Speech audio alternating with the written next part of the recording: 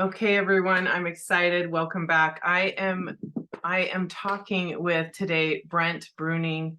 I saw Brent on a fellow friend's podcast as well with Elena and Alejandro, and I find his work so fascinating, and I know you will too. So pull up a chair and enjoy this episode. So welcome, Brent.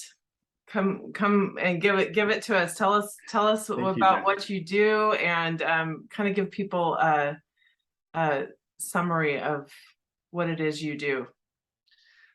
So I help people that are struggling with clarity and who are struggling also with their energy, personal energy, and helping them to break through to a new level of performance. And I do it through the hands, which is crazy because you don't expect that in the sentence.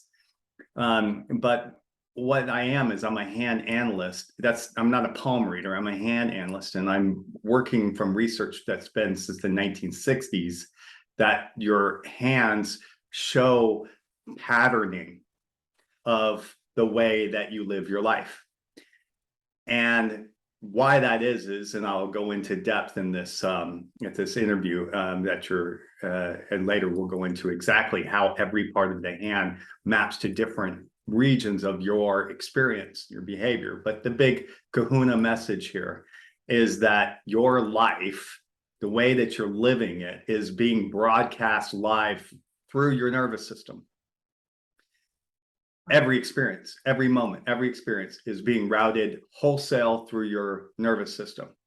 So why the hands? It's the most sensory part. If you think about what you do consciously in this, with everything you do consciously, ultimately that is creating new patterns that have become ultimately unconscious pattern. But it starts off conscious.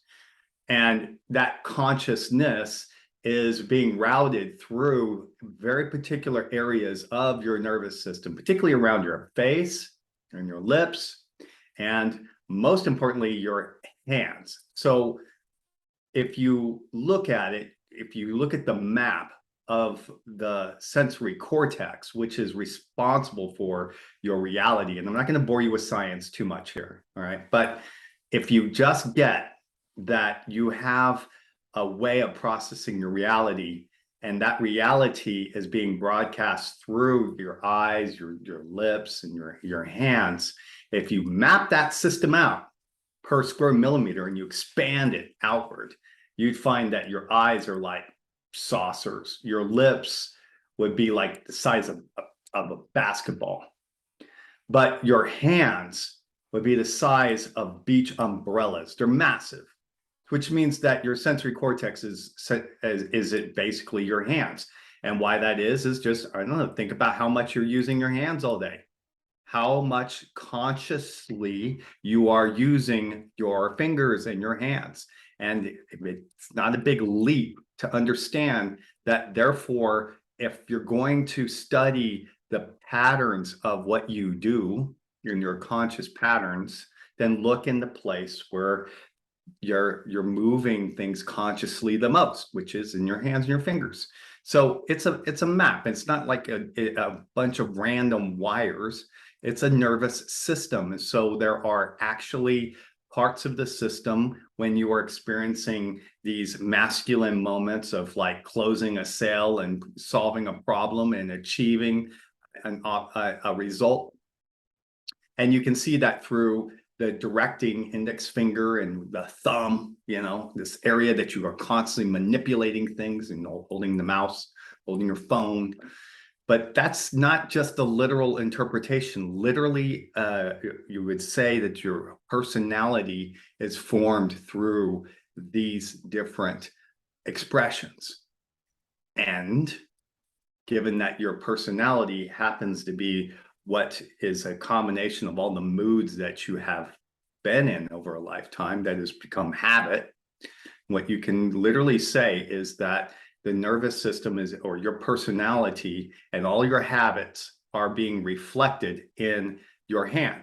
And so the best way that you might understand is that if you just look at different breeds of dogs, you look at a poodle versus a Chihuahua versus a Great Dane. They're still dogs, but they're just completely different species, it seems, right? They have different behaviors. Well, human beings are exactly the same. And you can organize them by nervous system, literally. And you can see these people are not motivated. These people are blocked in the same way. These people have money issues. These people have massive, are completely unconscious when it comes to setting boundaries, and on and on. So why you should need to know this. I'm going to show you in this podcast that it's not something for you to believe, right? This is now a fact. Everything I'm showing you is an illustrated guide based on a book of that I just basically collated the research off of. That's working with about 40 years of hand research. And why this is important is because if you can see your habits in your hand and you can see the areas that you are unconscious in also showing up there, and you can visualize this as a complete map, and I can walk you through that map. I can literally show you what will turn you on without any drugs, without coffee, without a boost of anything external. This is your natural way of having happiness. And when you turn these systems on, you really break through. And if you think about, those times in your life where you've had such a breakthrough and you've really like achieved like so much in the day, and it was really fulfilling, and you just look back at that day and you go, wow, that was an incredible day. It was so filled with all these new experiences and connection. I can tell you that story that you're writing there, whether it's fulfilling or whether it's not, is predictable by the hand. And if you understand the formula, and I give you the formula of what would turn you on in this area, then you're going to realize you might have been running on diesel. You should have been working on this like unleaded, right? And some people, because of the conditioning that they went through to the family, are still operating on about 50% of their potential. And when I can show you, go here, then I'm not joking. I've had people kick antidepressants for 3 years, and then they kick it with days afterwards, days. And that's a pretty big statement, considering that we're talking about medical reversals of some symptoms, including anything inflammatory. So I can see I'm already talking and kind of getting captivated by my own story here. So, but to just close it, we'll be using Jen as our exhibit A. We'll look at her hands. If you know her and you love her and you see her talents, just recognize that. Try to visualize what that might mean for you, as I'll try to go off the rails a little bit, so you can, in case you have certain different heart lines or other fingers, so that you can see what your power is. And once you get it, then you can anchor it, and then you're going to be on rails. Wow, this is so fascinating. That's just the word I have for you, is fascinating. And the thing I love so much about listening to you talk is I can tell how excited you are and how passionate you are about your work. And it makes me excited just listening to you. You're so interesting to listen to. To me, the biggest thing that it just makes so much sense when it comes to, how can you tell all this stuff by your hand? But I'm often telling my clients, and we talk all the time about how, when we uncover things in coaching, and then they go, well, what do I do about it? Right? Yeah. Most of growth is really just connecting those dots and understanding. So when you say that, within days, someone all of a sudden can shift, that is so beautiful to me. And I believe it, because most of the time it's just understanding these different things that you've never seen before. And I feel like that's what you're doing here by your hand analysis and your all of your studies with the hand is you're helping people connect those dots about themselves and their passions and their purpose and all of those awesome things. And then they have power. It's like empowering them. Yeah, and as a coach, you know, I always have to be careful about this too, because when I am in delivering information and wisdom that is essentially about them and their life pattern, and how they live. And once you make the unconscious conscious, right, you can then make this big breakthrough in your life, right? Because you see your whole life pattern, you see the matrix, right? And then you realize, oh my God, it's not them, it's actually me. Right. And when you see ownership of that all the problems and how they occur in the actors in your Shakespearean play actually are predicted in your hands. Like you might, it's like I look at somebody's fingerprints and there's a combination that I see that just, it begs to have narcissists in their life. Right. But those fingerprints were formed at 7 weeks. So as a fetus, right? So it's like 7 weeks and you get the narcissist, right? That's just not fair, right? But what happens is that every experience just seems to fit like a glove, and you are always just trying to get those things that are meaningful for you. And it's like you'll find the right person in the crowd that just match your wound. And as a coach, that I'm basically in a more of a transformational coach. I'm trying to push people into a life they love, with a purpose of making them super, super happy, you know, and I have to be instructional, but as you know, as a coach, the best insights that the customer has, or client or friend, is when they can see it themselves. So it's a real art, you know, for me to just be quiet and allow them to just also realize the same insights about that they have in their own life. By giving them the space after some point, after I've delivered a bomb of information on them, that they also process that. And then they come with, okay, so is this what you mean? I'm like, yes, go. So thinking about the shift, right? I'm just going right into the shift, because I think this is important, because the people that are coming to me are not coming to get their hands read. All right. Just make clear, right? It's true. I'm a complete master hand analyst. I have 20,000 hands on my computer, and I have researched nothing but hands. I've been trained by a man who has studied 70,000 hands. I'm a I'm certified as a hand analyst from the International Institute of Hand Analysis.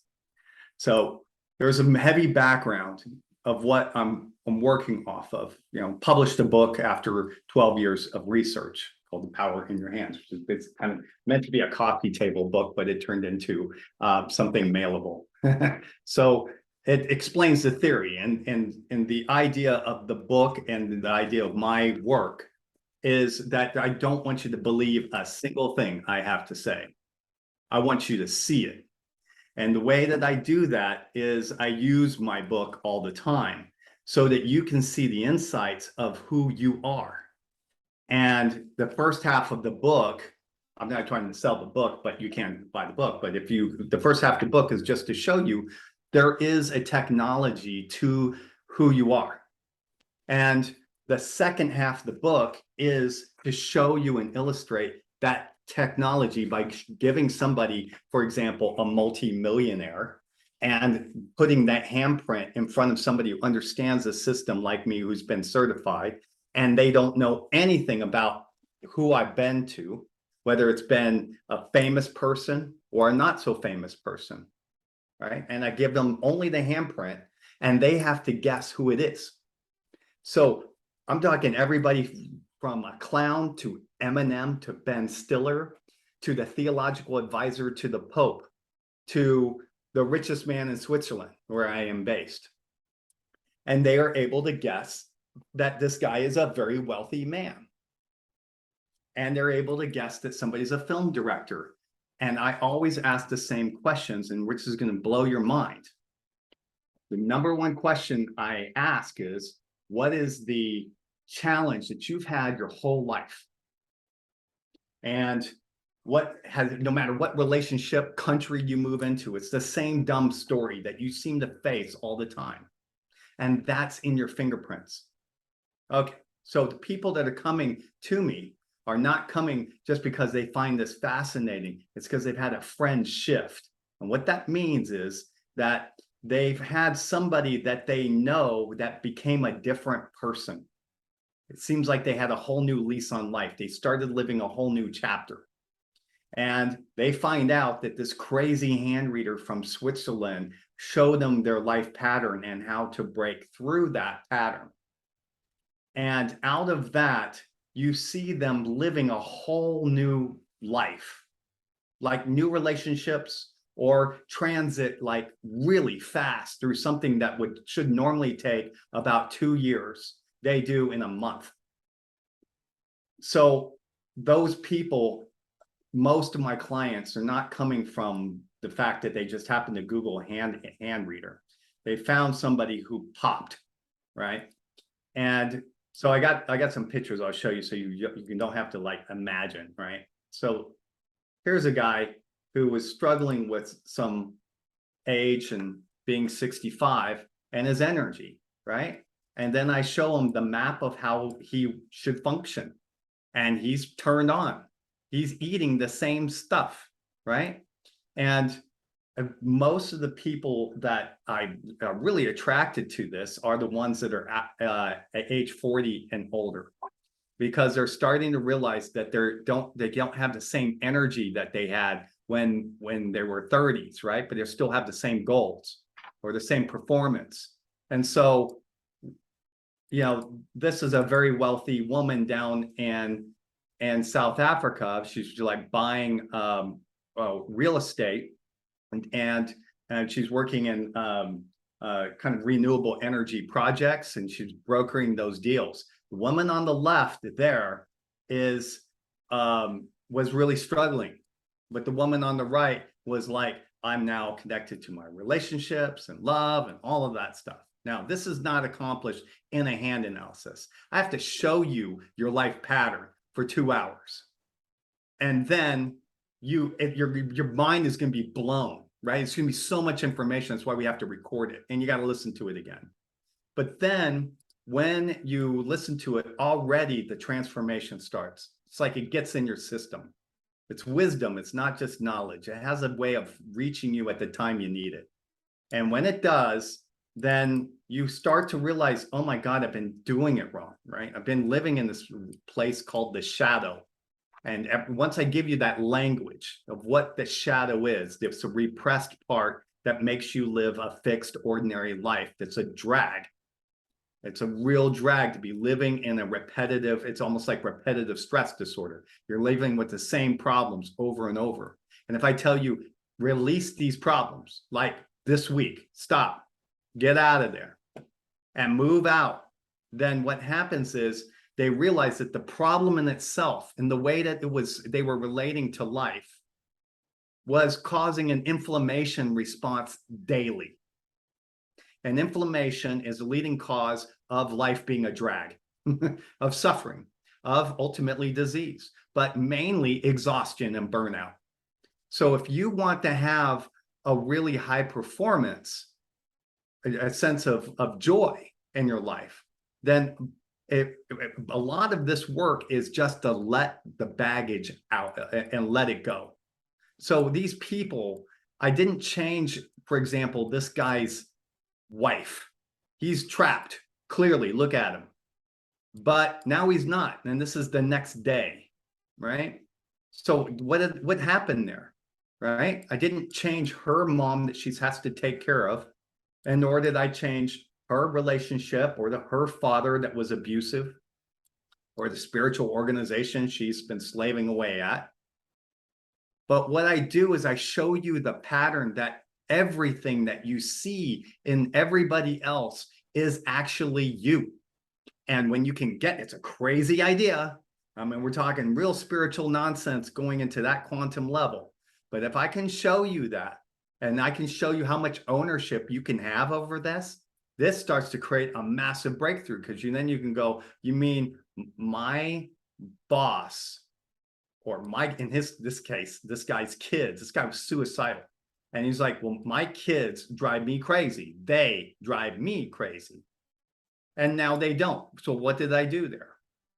What I did is I showed him that they are going to continue driving you crazy until you shift this part of who you are. And when you do, then you break through. And at that point, he gets ownership and is responsible for his own vision and to create a vision that is empowering with him and his kids, right? Which is crazy talk. I mean, it seems like very easy. Why didn't you just do that to begin with, right? Why doesn't he just create an empowering vision of his life? Because the reason why, and this is classic life coaching 101, that there's a lot of coaches out there like just create a vision board and a big stack of cash and match the energy and experience, and you will make that money. Now, I disagree respectfully. If you're doing that, great. But I can tell you that there's a stronger approach out there. That while you're doing that, you may be also reaffirming a negative belief that is in a block that's in the way of that. Like someday I have to get over this, and now I am going to make this big stack of cash. But while you're doing that, you still have to go back to a life that is reminding you really daily, every moment, that it doesn't match. And that's real disheartening. And that you suffer, you're putting yourself down in a disappointment when you do that over and over. You have to face reality. And so when I can show you how that reality is in your hand and the complete picture, not not 3 years of psychotherapy picture that is kind of using language, but I'm going into a visceral level of where it's actually stored, then you can see how somebody who knew her doctors more than a relationship, that woman hadn't been hugged for 5 years, right? And she had 2 guys dating her on Instagram, trying to contact her for a date after that. She loved it, overjoyed. So back pain and all of that. So now I'm going to explain the architecture of how this is accomplished. And I think that you have some people that are very successful women listening right now. And I can say at least 80% of my clients are women, which is, I think everyone should get this. And you don't have to be in the self-help industry to be able to take advantage of this. And because most of the people that are really taking this process that I'm taking people through are people that are using this to make more money, crazy enough. Why would you go to a hand reader? The last person that I coached this last month was working in a wine consortium in Italy, building a wine consortium. We're talking, he's a managing director and he wants to use the map that's shown in his hand and the blockages that he has to break through so that he can have the energy to transition from his job and really move into an entrepreneur job. And it's scary to do that, right? So I'm going to show you all the fears why you would stop and why you wouldn't do that. You'll sabotage yourself way before if you're not ready for that type of life transition. Okay, so like I said, the people that are coming because they want to make a shift or they're stuck in their life about a problem and they're realizing they're in a pattern. Good. Now you see it. Now at least you can accept you've got a pattern. Now I can tell you that pattern, if it's more than 6 months, is in your hand. It's in your consciousness. So this, just a little bit of background science so I have to teach you hand analysis in order for you to get what I need you to understand about how transformation works. So I'm going to give you a map. But before I go into that, because I can see I'm going to need a breath there. Jen, why don't you ask me, like, how is this showing up for you? Do you have any questions about what I've already said? Or Yes, of course. I have questions. Okay, I'm very let's curious. stop for a second and check in with you. So what I wonder is, so if this is, created at 7 weeks, I believe you said 7 weeks within the womb, right? Your fingerprints. Yeah. Isn't that your destiny? Isn't that how it's supposed to be? Can you change it? I mean, I know you can change it because you're telling me that people are shifting and changing. Yeah. But when you were talking, which I want to, you were saying that as far as the narcissist, and I believe what you were saying is that that person is they're attracting a narcissist and it's within their fingerprints, not that they are a narcissist. But what about, are there some people where you could look at their hand and it shows that they're a narcissist coming into the planet? Absolutely. And so how does that Perpetrators work? and victims and rescuers are all showing up all over the place, right? And until I can show you the perpetrator rescuer trauma pattern, is what it is, then you're not going to be able to break out of it. It's kind of running the show. So claiming a responsibility and having a growth spurt in your life or breakthrough in your life demands that you have a hard look at where you are feeling victimized or feeling a sense of obligation or feeling like the perpetrator or rescuer, and really have a hard look there.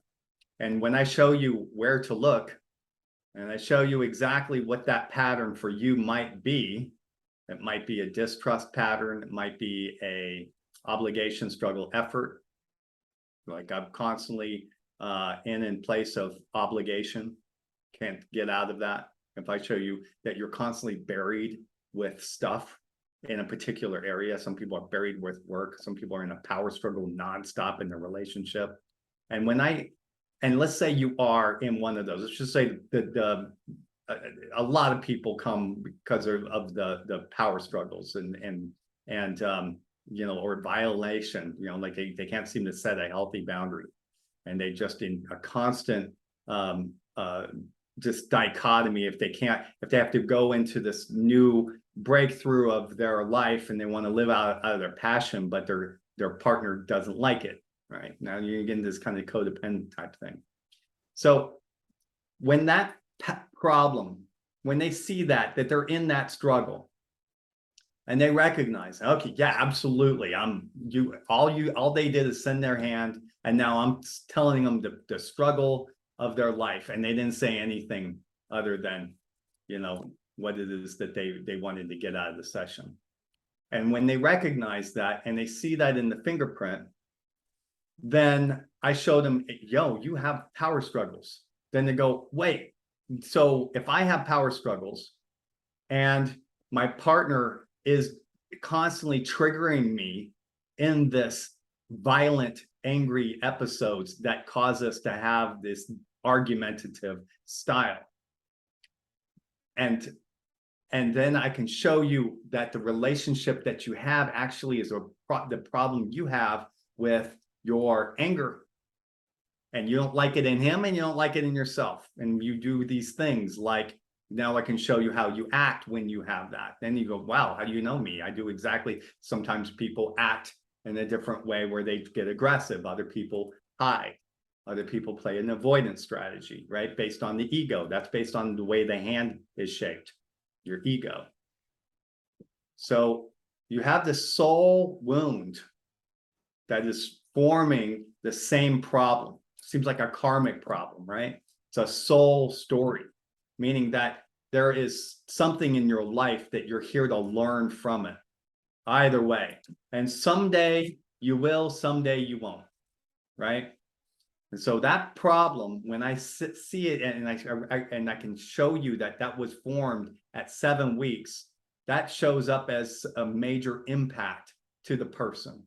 Because then they go, okay, so what do I have? Like, is this like a cancer I got to live with for the rest of my life? I say, no, but you need to accept it first, that you have this, right? And you're going to attract people like this, and that you can turn anybody and twist and turn and distort them. And by 6 months later, I could put, you know, if you're a man, Snow White in your life, you're going to be arguing 6 months later, right?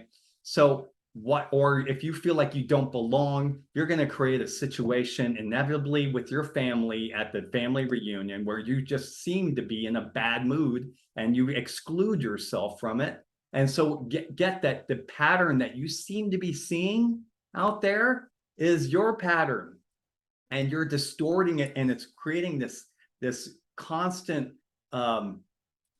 almost cycle.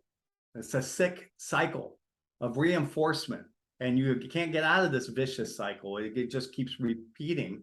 And when I show you the whole anatomy of the vicious cycle, you're going to go, oh my God.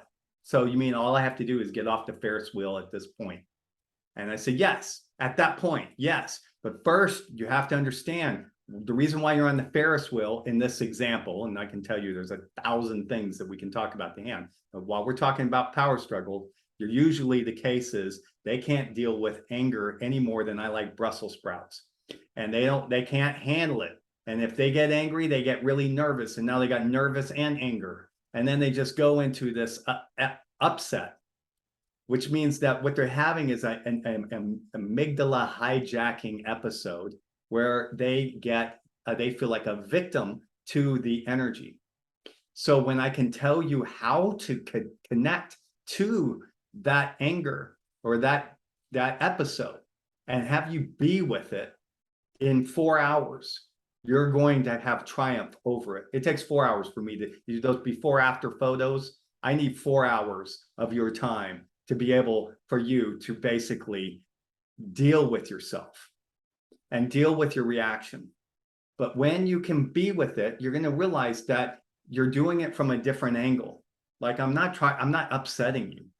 I'm moving you slowly into the anger, slowly.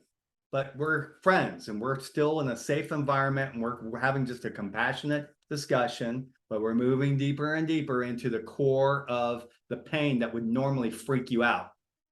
And when you can stand there in the fire that would normally freak you out, but it's a normal Tuesday and there's nothing around triggering you, and you're in a sedated state, moving into that trigger with all of the evidence that has totally triggered you, and you're still standing there. What happens is that there's a new set of communication that is coming into the center of that nervous system that is now saying it's safe. And when you can stay there, then you're not going to avoid it.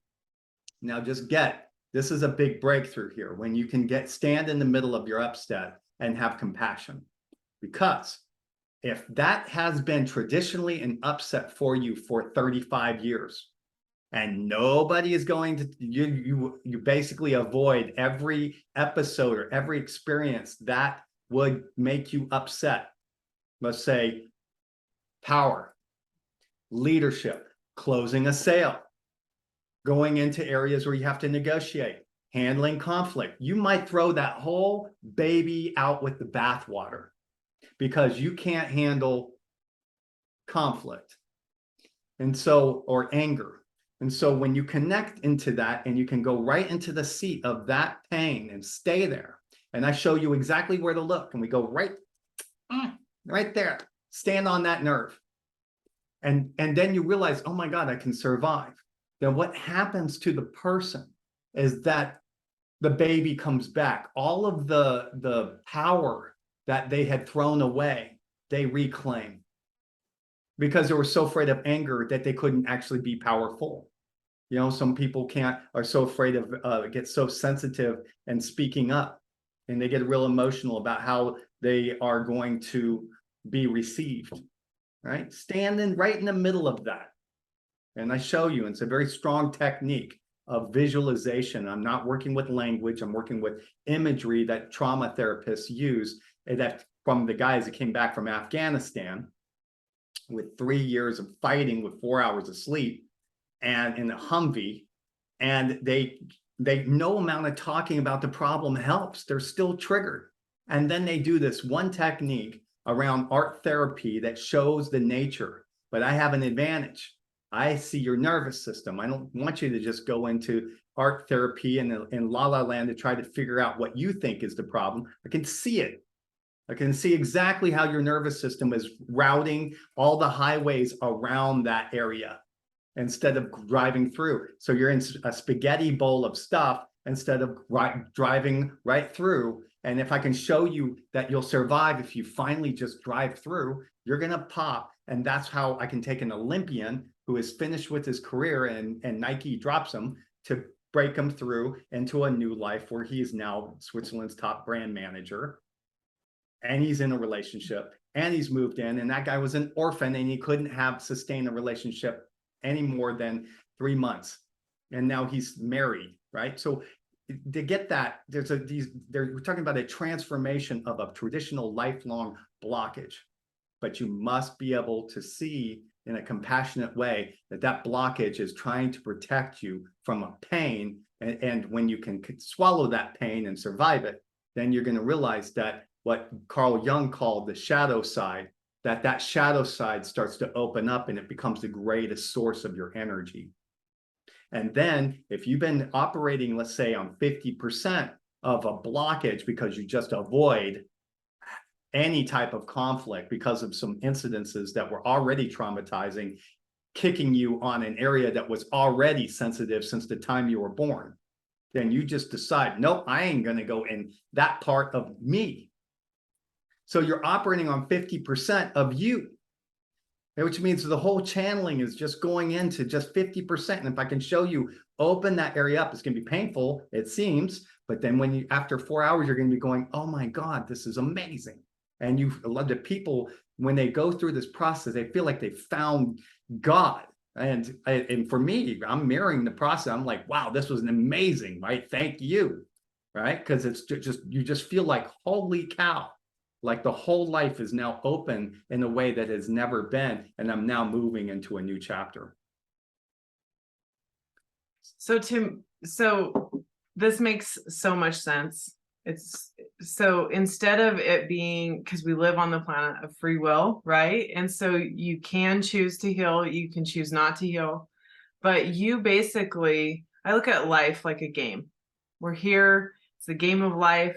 And so basically you're pointing out their challenges in the game and you're showing to them that everything is a mirror for them, and you're really just connecting the dots. And when you said they feel like they found God, I thought, well, they do, because they realize, that they have the power and they realize who they really are, because at the end of the day, we are all a part of the divine, And yeah, so they connect to their soul. So you can literally see, as you saw in this before and afters, it's like that their soul comes out.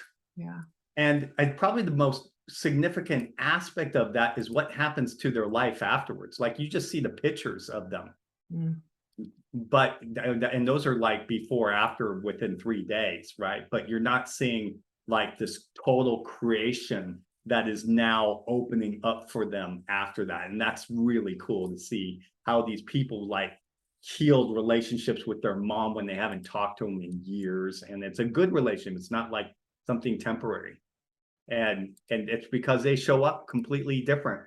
Let me show you something, because it reminds me of the hero's journey. So the manifestation arm of this process is called the hero's journey. Why it's called the hero's journey? Because you create this big vision board, and then I say, be a hero, go do it, right? And I found a really good structure to execute it. Now, when you do the shift, here's a good example, right? So this woman is a Russian lawyer. She's pretty good at her job, and she's moving into life coaching. She likes that. Yeah, she saw me on Mind Valley. If you guys follow that, that's kind of a spiritual self-help forum. And I read the founder of Mind Valley Vision, and took them through the shift. And so she came to me, and she was interested in this. So she was successful, right? And that she's very bright. Okay. When she shifts, she turns into mainly more feminine, and she connects to her feelings, which is ultimately what consciousness is. It's feelings. Otherwise, they're not doing a good job if you're not conscious of your feelings. So now she's connected to a much more feminine self. Now, which one is going to be more productive? Clearly, the one on the right, because looks like she's had a full day of sleep, right? So, but she's there, like that's happening now. That's her new self. But the problem is that her life still was created by the woman to the left. So when she shifts, she's got a problem. The life that fit like a glove with all of its problems over here to left no longer works for her. And she ends up creating a vision board, and it's only the woman to the right that I ask to make a vision board. The woman on the left doesn't do it. And when she does, and she goes and executes it, she becomes this woman. All right. So how did she go from that really kind of frowny face woman? I didn't ask her to frown. That was her picture. And I guarantee you, I saw worse. Okay. So how do you go from this? How can you get more beautiful than that? Now look at her. The difference of picture B and C is that this woman has shifted, but her life has not.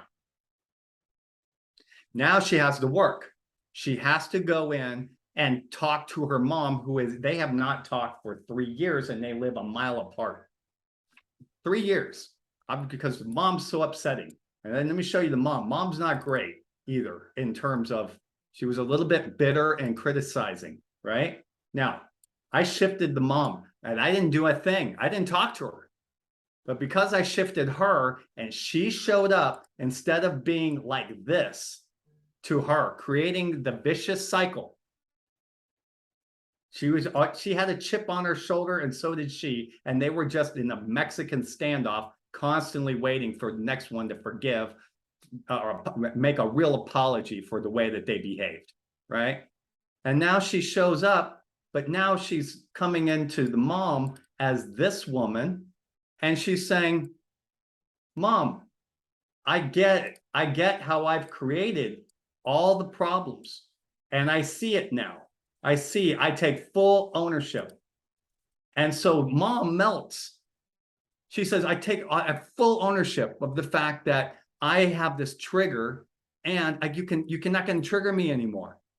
Look, I'm standing right here. Try it. I got it.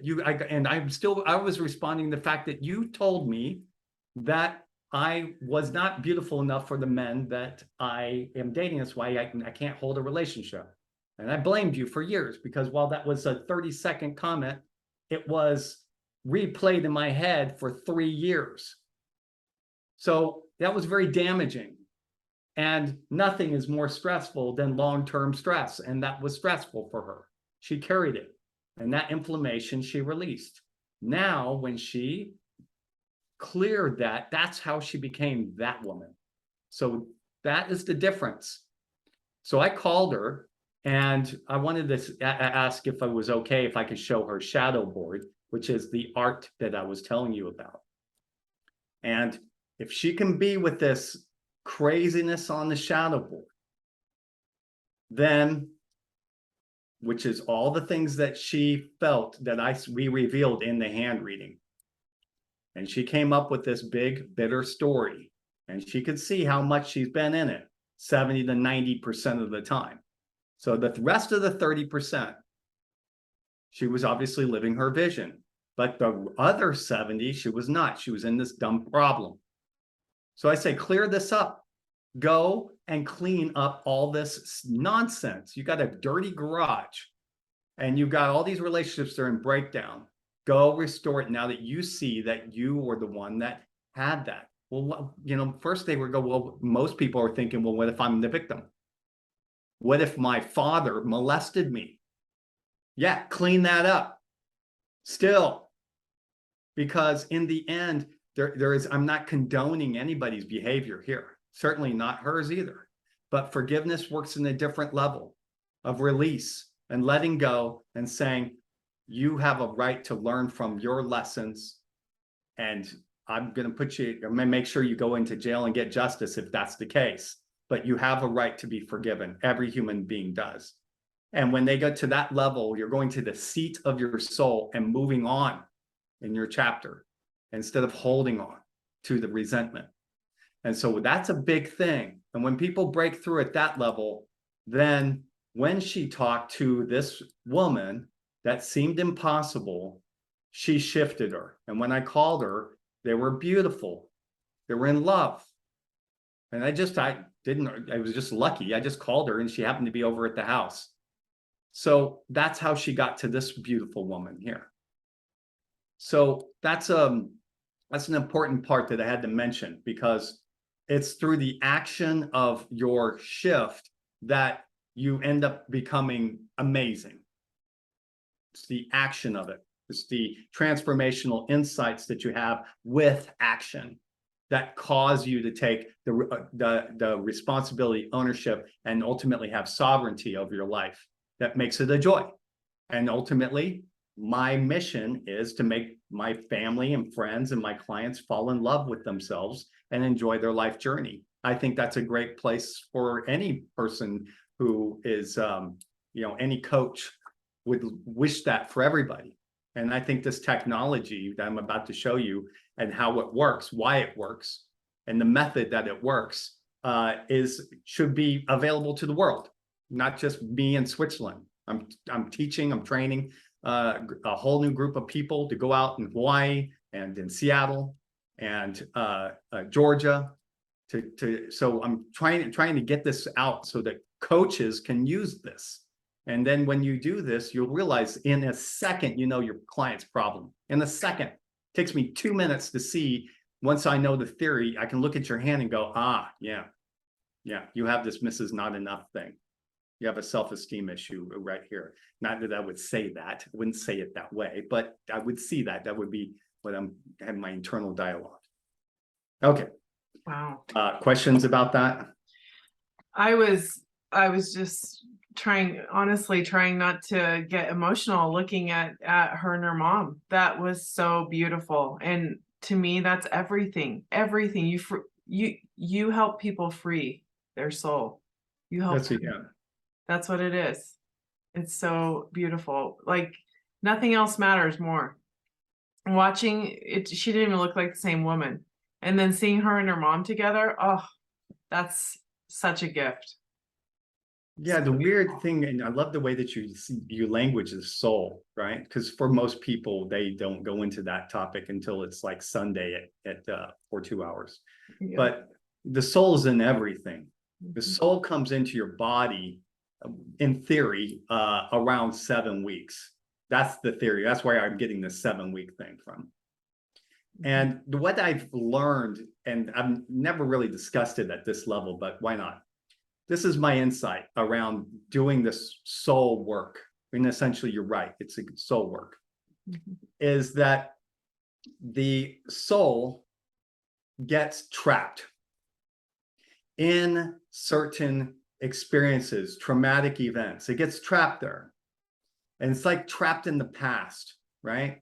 And so imagine you've got this soul that when it's out, if you've ever had like this feeling of samadhi or nirvana or holy cow breakthrough, your soul is out. It's like out to the world. And when you're in that place, it really feels like you can feel everything from 500 meters away. When I'm shifting people, that's the outcome, right? You just go, holy cow. So that feeling when your soul is out is like your nervous, so all your emotions are feeling are now in the present, right? You're on earth. And most people don't think about that. The fact that you're on earth, and when you consider how much you enjoy being on earth, if you take a poll, I'd say that most people right now are not enjoying their time on earth, at least half the time, which means they're a victim of a problem that's making them feel like they have no power over it. So half the time they're shut down. You just see it in the train all the time, or buses or in the car, shut down, replaying the problem. Whatever problem it is, it's going to be the same type of theme that I'm seeing in their fingerprints. And if that's the case, then it seems like their soul gets trapped in a medley of all these different experiences. That's why you have that big shadow board. I'm showing you the window of all those, and I'm asking you to find 20, 30, right? And when you can see that, you can kind of get your soul back. You go into those pockets of trauma. And trauma, as you might know, is not just a singular checkbox. It exists in a network. So when you're having a bad day, it's usually you're connecting the dots around how everything else is bad, how your traffic is stopping you, everything's frustrating, your kids are crying too much, and all this. It just everything's on your nerves. It comes as a network. So if I can show you the whole network, and you can freak out about it all at once, but in a way that's gentle, right? Compassion, and you're just going, interesting. Yeah, I totally got upset there, and that's the same pattern here and there. And there, and your mental mind can get it. Then what happens is you move into the imagery, and through the imagery, you start to feel what was going on there. And when you can see it all in one board, and you can see it, it's like all the emotions and everything start to circulate. And then what happens is underneath that is where the soul is. And when the soul comes out, you can really feel it. The whole room starts to shift. And the whole room starts to open up like a can opener. It's just amazing. And you just remember how good life can feel. And now you're realizing, oh my God, I have not enjoyed being here on earth. My soul's been somewhere else. I've been in my head 50% of the time, but not here. And while I'm not here, I was really seeing the impact of that I was 50% in my shadow, and likely going to be that way for the next 20 years, 50%, which means 10 solid years. I'm still replaying the same dumb problem that I did 5 years ago. And so when I can show you that pattern that you're about to live it, and you're going to live it, and you can then develop a relationship with it, then you can start to realize God seems to have made this pattern for you. And it's something in your fingerprints. Your parents didn't plan it.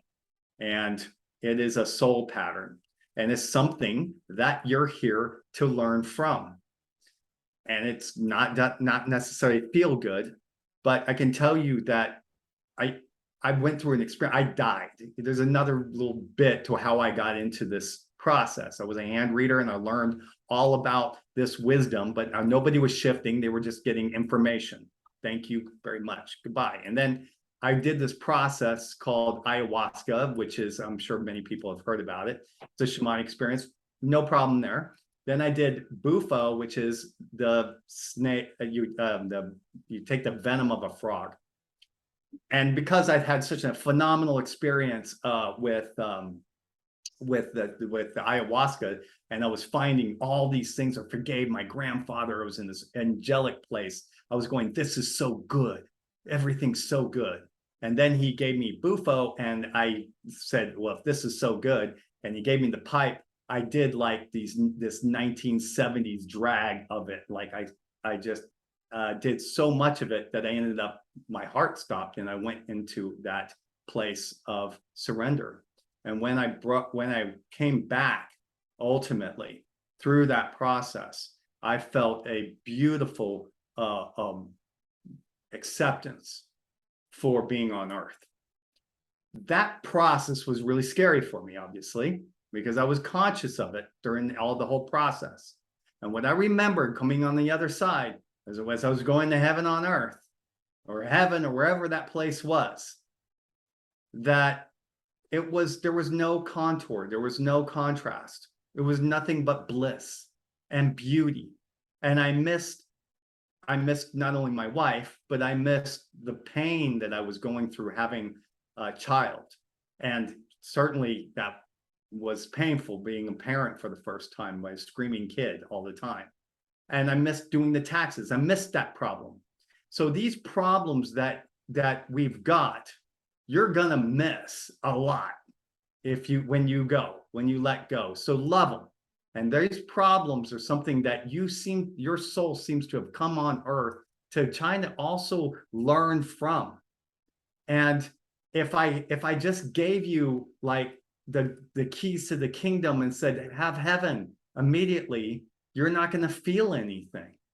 And so it's important that, just like when you learn the bowl and you got to learn the gutters on both sides. Your soul needs to feel these experiences and have these experiences so it understands the virtue of love and happiness and joy in your life.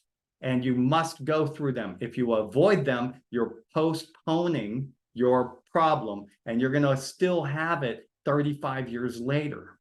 So if you can see the lesson and go into the pain now, and you can see it and go, I got it, and stay in that virtue, you're going to break through.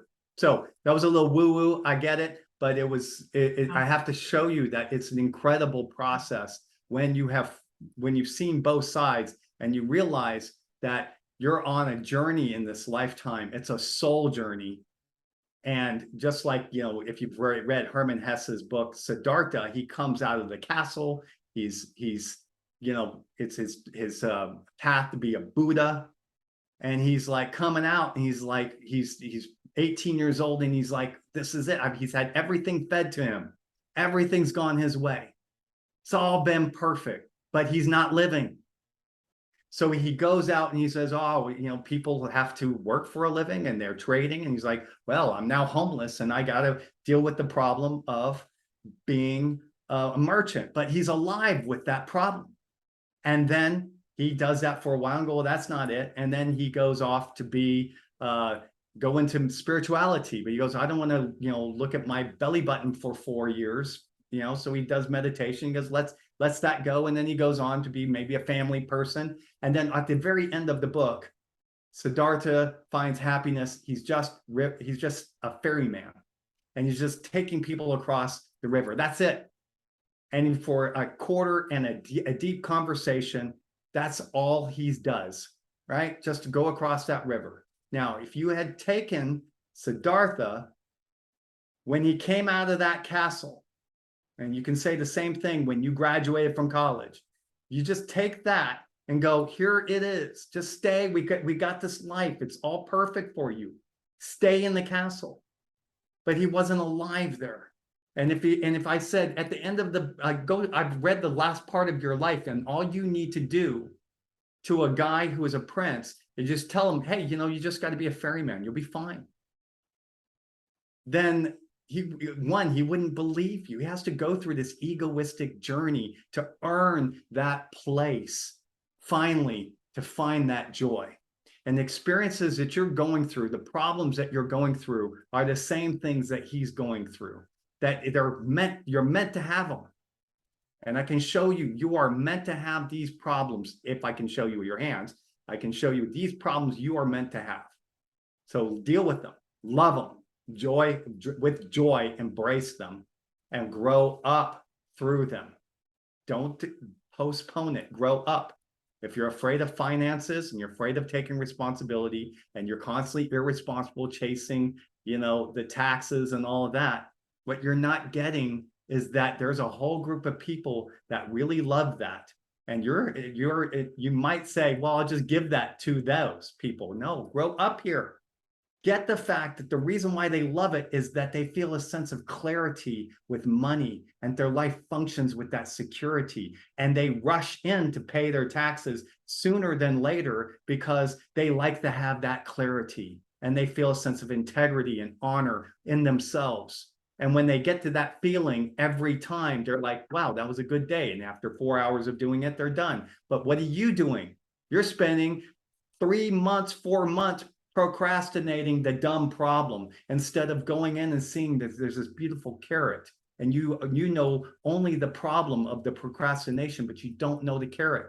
Go into the carrot, do it this week, and stay and hold that carrot in. And I can tell you, whatever there is, the wound, there is the carrot. Hold the carrot, and you're going to be happy, and you can stay in that happiness for the rest of your life. Or you can continue this dumb story that you're in avoidance. So this is how I'm giving you a little bit of the psychology of how these type of shifts are working. That is such a great perspective, to miss the pain. Like when you said that you died, do you even call it that? Like that just feels like such a wrong word, because I feel like when you go to the other side, you kind of wake up. But but I get what you're saying. Your heart stopped and you had that experience on the other side. And you missed the pain because here we're alive. It's so fascinating to think of missing taxes, and of course your wife, that made sense, but missing the mayhem or the ups, the downs, the contrast, right? Missing The that. contrast, yeah. When you said that it's always going to be there waiting for you if you push it forward 35 years, there's definitely people that go through this life and they never face it. So then what? What do you think? If they come into life, they spin in their victimhood, and then they pass, then what? It's waiting for them again in the next lifetime. Right. So I just got back from Germany about 3 weeks ago. They a Hindustani spiritual organization invited me. They have 3,000 people in this thing called Just Love Festival. And they have a guru, right? The guru is there to, usher their souls into the higher place, and they read the Bhagavad Gita and all that. I am not a follower, though I think the Bhagavad Gita, I started reading it and I was like, holy cow, this is amazing. It's a really good philosophy of love. But that said, those people, I've read now, I guess 200 people within that organization, because they love this life pattern. It shows a karmic journey that you seem to be on in the fingerprints. And what they would say to that, being in the know on that side, as well as about 1,000 hypnotherapists that are out in the world that do that type of work of the in-between, going in and seeing the regression of certain memories. And then at some point they get to the other side into another set of life memories. So what has been broadcast from both those camps is that there is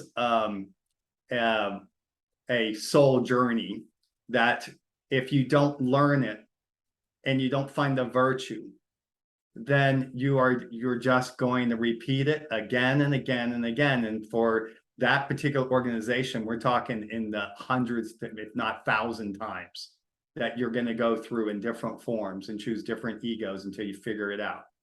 And so I think that's interesting. I don't have any experience about it. Every time that I go into this topic around fingerprints and somebody who has done past life regression stuff, they're like, yes, you're right. I absolutely did die in a previous life from a violent death. And that's what it feels like. If you have a compression on your index, it feels like, wow, my safety is at stake here. And so, especially in anger, right? That would be staying with that example. So they come up with these images that seem to match that perfectly from the previous life. And I get that, at least 2 or 3 times a month, that the previous life, those people have to know, it seems to match perfectly the problem that they have, that I'm showing them in the fingerprints today. Wow. Interesting. Yeah. So why don't I give you the frame of this? Maybe you can even break this into 2 parts. I don't know. We seem to be talking a lot. And we look at some basics about how the hand shows your map. And then once we do that, we can see how that what that has anything to do with Jennifer, right? So to get this, we're going to go sequentially into the way that what her soul looks like. And then there's actually a way that your soul looks. There's actually an architecture to your soul. And why that we're reading the fingerprints is because the soul comes at the same time the fingerprints are formed. So it's kind of like looking at in this process, the soul, and then we're going to look at how the brain was formed, like the headline, the heart line, the lifeline, like your 3 types of brains that you have. And I can show you how you think, how you are with your body, how you are emotionally. And then I'll show you who you grew up to be, what are some of the talents. And then we can even look at some gift markers that you might have. And when you put those 3 areas together, you can see, wow, you're on a soul path. If you organize people all with the same fingerprints, you're organizing them by soul, right? So you're kind of playing God there. You can see all the people with waves, those are all loving people. All the people with a bunch of circles are all heavy hitters, wanting to be of service and contribution like you. Service to humanity. And other people with other fingerprints want to be just understanding, a life of understanding. And so when you see that, you can see that there's a journey, and then you can see how your ego is, and then you can see the strength of who you are, and celebrate that, and see what is it your gift, and don't do anything but just live that gift and honor it. Honor the way God has made you and the choices that you've made. And then I'll show you your blind spot, what's holding you back, and what would be an area that you seem to be epigenetically repressed, meaning that epigenetics is the area of the fingerprints. And epigenetics means that it's not genetics, it's not just biologically encoded, it's encoded through the experiences of your grandmother. And if we can get that you're on that problem, it's a biological problem. And if you're following the past life thing, you would say, I chose that family with that problem. It's so because it's my problem. So you go into that, and you can see that there's a path to break through that. And you seem to be at the front end of the future of about 1 million years of evolution. And you can get present to the problem that your grandmother had. And you can be finally the person that ends that transgenerational trauma to break through, or not. So I have people that are 70 years old that are coming to me, and they're shifting so they can enjoy the last chapter of their life. Pretty amazing. Wow.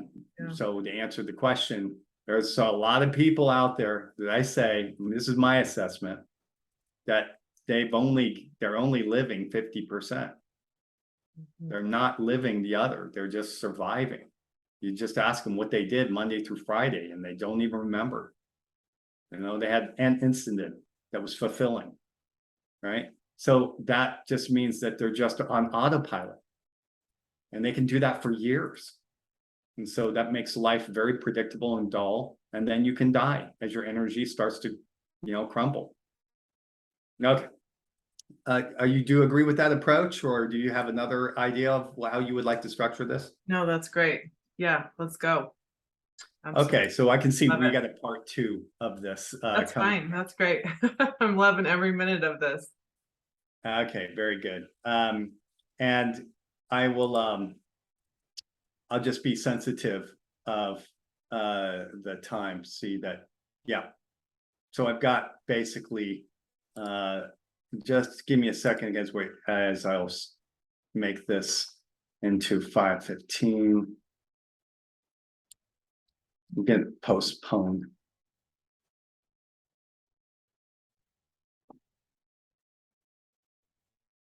Just give us a little bit more time, okay? Okay. Because I had a back-to-back.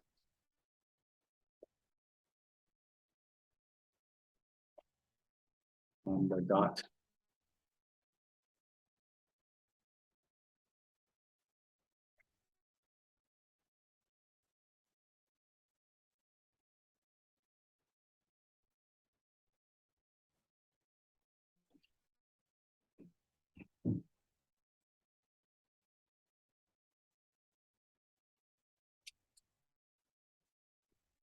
Okay, so we got a little bit more time. Okay, good. So I'll put some security just in case. Okay, I am ready. Sorry for the break there. Oh, that's okay. No worries. Okay, so we want to talk about the structure of how you are, how we see your life in your hands. And for that, I need to instruct you a little bit about the theory of the hands. And so first, to get that, like a tree ring, you grow your hand grows in different stages. You know, you don't have a personality when you're first a fetus, right? So you're a soul who's coming in at the current view is about 7 weeks. Before that, what's happened is you just look at this and you're a bunch of cells that are coming in and they're just kind of building this house for you to live in. And then the most important moment of your life happens at around 7 weeks because of the way the brain is formed. So if you look at it, I'll show you an example here. So this is what your hand looks like at 7 weeks. It's basically a fin, right? So when I'm looking at the palm of your hand, there's no fingers. When I look at just the palm, I'm only reading what you had at that stage, which is the reptilian brain, right? At that moment, I don't know if you remember what a fetus looks like, but it's just a backbone with a big eye, right? And so you're looking at only instinctive, unconscious patterning here. It's a 450 million year old engine, very advanced. We're still trying to figure it out, right? How instincts work. But the reptilian brain is formed and you have a palm. That's it. So you can say that everything here is unconscious. And then 7 to 9 weeks, the midbrain, the emotional center, grows. And the two main parts I'd like to talk about are the pineal gland, your third eye, that regulates your consciousness and your mood, to be in a happy mood. Serotonin, dopamine, DMT is released from the pineal gland. That's the guy in green. And you have this also alert center, the amygdala, that is responsible for stress and cortisol and insulin, histamine. And it's the area that regulates a lot of energy to your muscles. Okay, to stress. Say, we need to, we're a lion, we need to hunt. Or we're the deer, we need to freeze or run. So that system right there, 7 to 9 weeks, starts producing a whole set of serotonin and dopamine right as people believe that the soul comes into the body. But most importantly, it produces DMT. And what I was talking about with that soul journey I went with ayahuasca, that's the active ingredient of bufo. So it is, if you look at the concentration of that at 7 weeks, it's amazing the amount of DMT that the fetus has. It's just like blitzed with heaven. And it's coming into this hand. And I already said the hand is not just a mirror of the brain, it's amplifying it like a beach umbrella amount of information, right? So small changes in brain are creating big changes in the hand. And all those good, yummy building blocks of feelings of consciousness, serotonin, dopamine, oxytocin, the love hormone. It's all coming in here. And those neurotransmitters are going in and saying, I really like this area more than this area. I like, this person really likes whatever the ring is. And that creates that big water balloon or surgical glove that you see there. There's no muscle here. It's just big amount of fluid, no skin, just an ectoplasm. And if you open that up, it's filled with stem cells, which just says that the person is making a vote here saying, I would love to grow in this area. I need to grow. I love this, whatever this is. Now, this map of experience, there's different experiences in different parts of the hand, which cause different levels of serotonin and dopamine to be exercised in different parts of your nervous system. But this is not just an event. This is happening for 4 months and it's going surging. I love this. Oh, I love this. I love what mom's doing her taxes. And then you would have a big ball here. I love money. Oh, I love structure. I love clarity. And then you end up getting a big ball there in the middle finger. So whatever the case is, eventually about 4 months later, you get skin that goes over that. And then you get this topographical map of that ball. So now I can literally see what turns you on. Eventually, when you're born, that soul pattern shows up as a fingerprint. And if it's a big ball, you had a lot of energy, a lot of serotonin and dopamine in that specific area. Which means if you still do today, which means that if you go on that highway, you're going to have a lot of energy. This is a little bit less, but whatever that is, that circle, that person says, I need to have it. I must have it. I can't imagine a life without that energy, whether it to be an artist or to be a family woman or to be a visionary leader, whatever the case. There's different experiences throughout the hand. And whatever that bullseye is, it's saying, I need that. This is, I love it. I don't need it, but I love it. It's good. You have a wave, and then maybe you have a tenet arch. I'm interested. I'd like to know a little bit more about it, though. Thank you very much. And here is I can take it or leave it. All right. And so this map is there for the rest of your life. And the Greeks knew that this map was there. They had a very poetic language for it. And every palmistry book out there uses this language. I think it's fun. It's a great language to use. But the way that you can visualize is that there's a yang portion of your nervous system and there's a yin portion of it. There's a masculine portion and there's a feminine version. Why? The right hand is your masculine side, your outward journey, your left brain, if you remember your science. And your right brain is your left hand, the feminine version.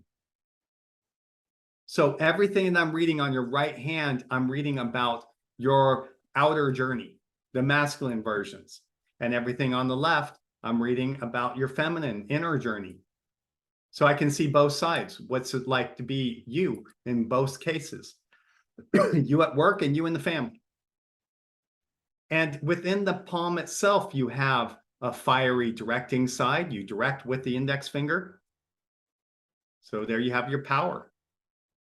And you hold with the thumb. So I can see what you're holding. What's your relationship to holding things and holding on to things and building things up? So you have a creative ring finger. Some people have a strong level of communications. They have a really long pinky. And then you go into the unconscious side, the palm. And there you have your Venus and Moon region, or Earth and Moon. So the Greeks had a great name for it. They said they said you had these 4 gods on Olympus, and they were overlooking the Earth and the Moon. So they said those gods on Olympus, what is the directing god on Olympus? Zeus, right? Jupiter. They call that the Jupiter finger. Who is the one who's the judge of time and structure? Saturn. Who's the one that's creative? Apollo, the sun god. Right? Who is the clever, responsible for communication? That's Mercury. And where's the area where if I need to be number 1 up here, the powerful side, then I'm one with everything down here in the Moon. I'm in the subconscious area. And then this is the unconscious patterning, the programming that we have, the instinctive side, the joyful sexual side. So this map is what your soul came into. And it's going, oh my God, I don't know about this power. I don't know. Or maybe I love responsibility. I don't know. So let's see what you did. So when I do a hand analysis, I give you the same sequence. We look at the nature of your soul. We look at your path. We break into your mind, body, and spirit. That's basically the three brains. And then we show what your gift is. Put that all together. What are you going to think is, what's going to hold you back from that? All right. What's holding you back from fully expressing, and how would you break that through? That's important. How are you going to shift that? So that map we put in of the fingerprints, because if you look closely here, you have a circle there, right? You see the circle? Yeah. Right? Yep. So you must have whatever that area is. And I put it in cartoon form at the top right in this grid. So you can see the full map of your vote of the nervous system, of your soul. And obviously you have a lot of circles all over the place. This is your right hand, the top grid. This is your left hand. So if you look at the thumb, index, middle, ring, and your little finger, this is your right thumb. This is your left thumb. Your right index finger, your left index finger, your right middle, your left middle, right ring, left ring, right pinky, left pinky.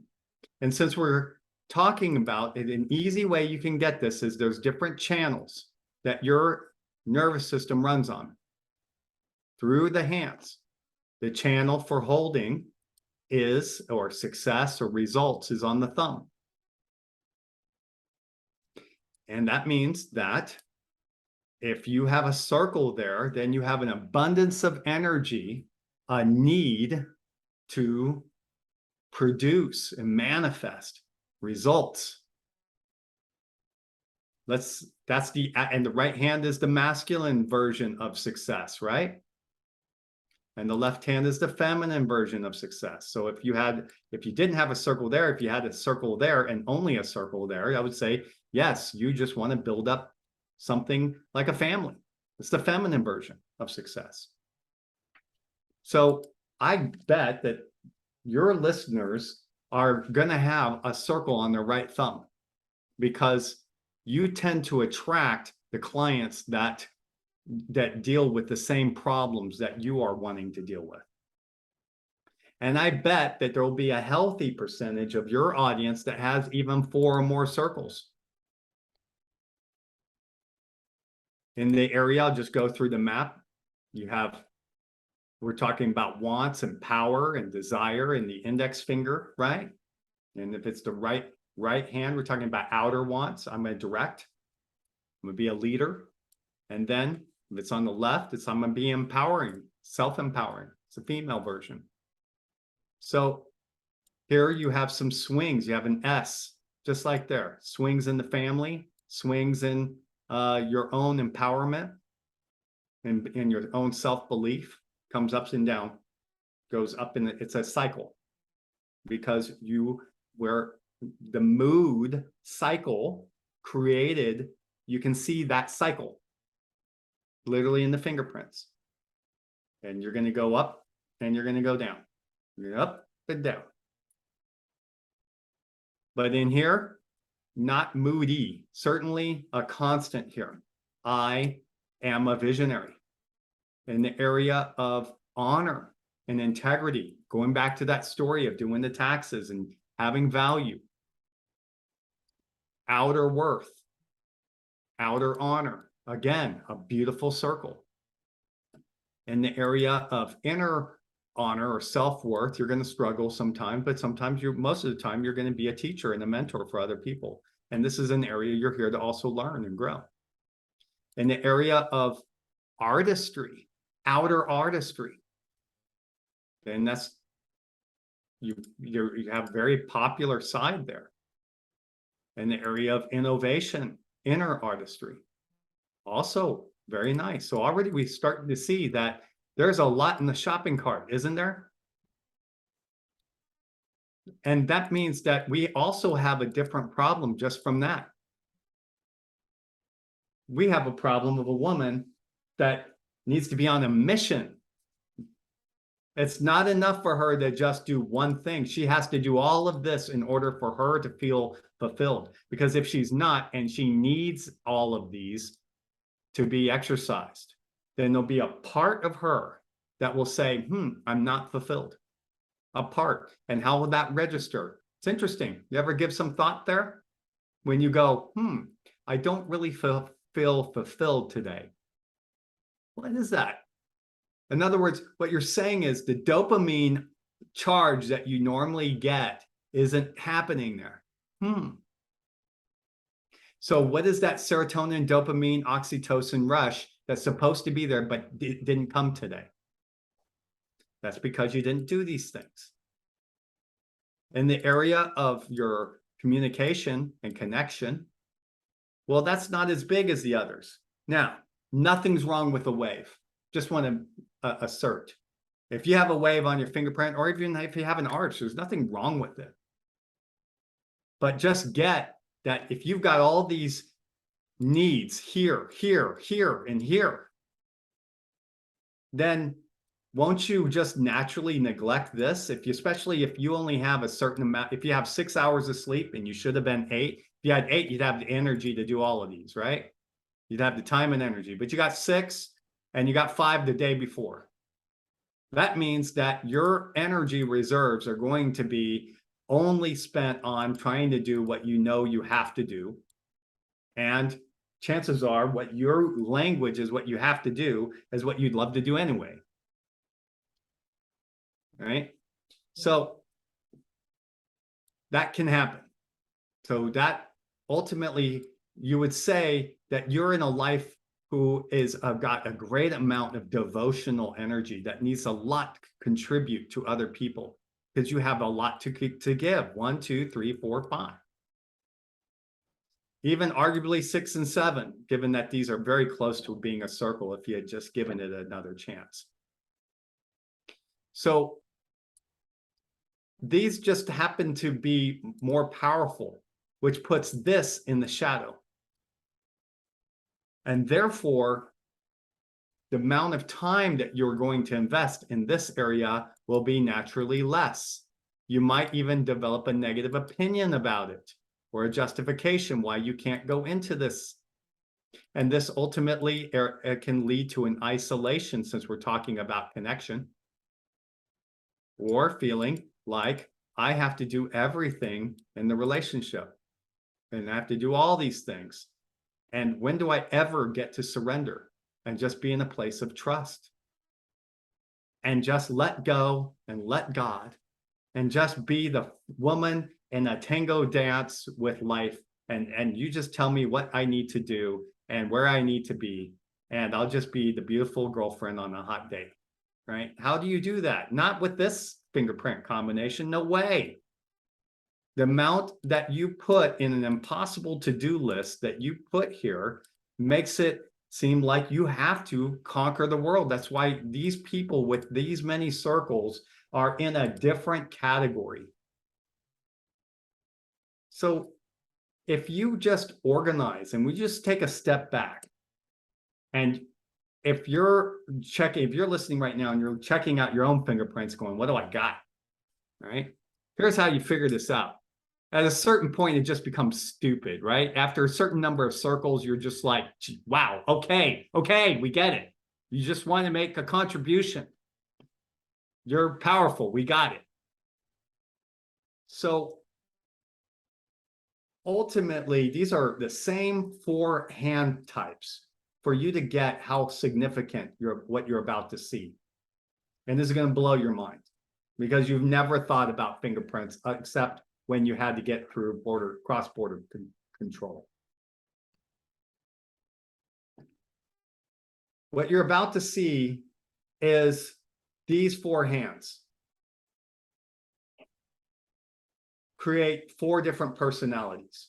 Everybody who has a down-to-earth, thick hand believes that everyone should pull their own weight, and they're solid, reliable, and practical, and make everything simple, and they built the house that you're presently in.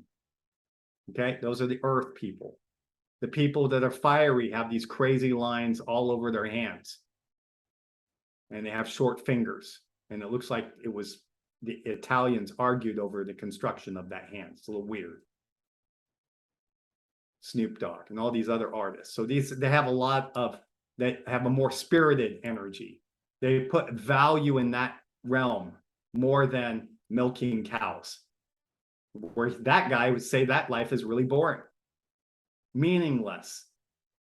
This guy looks at both of their lives and go, I'd rather be in higher education, figuring out what the Higgs boson physics next particle, theoretical particle is. That would bore those other two guys senseless.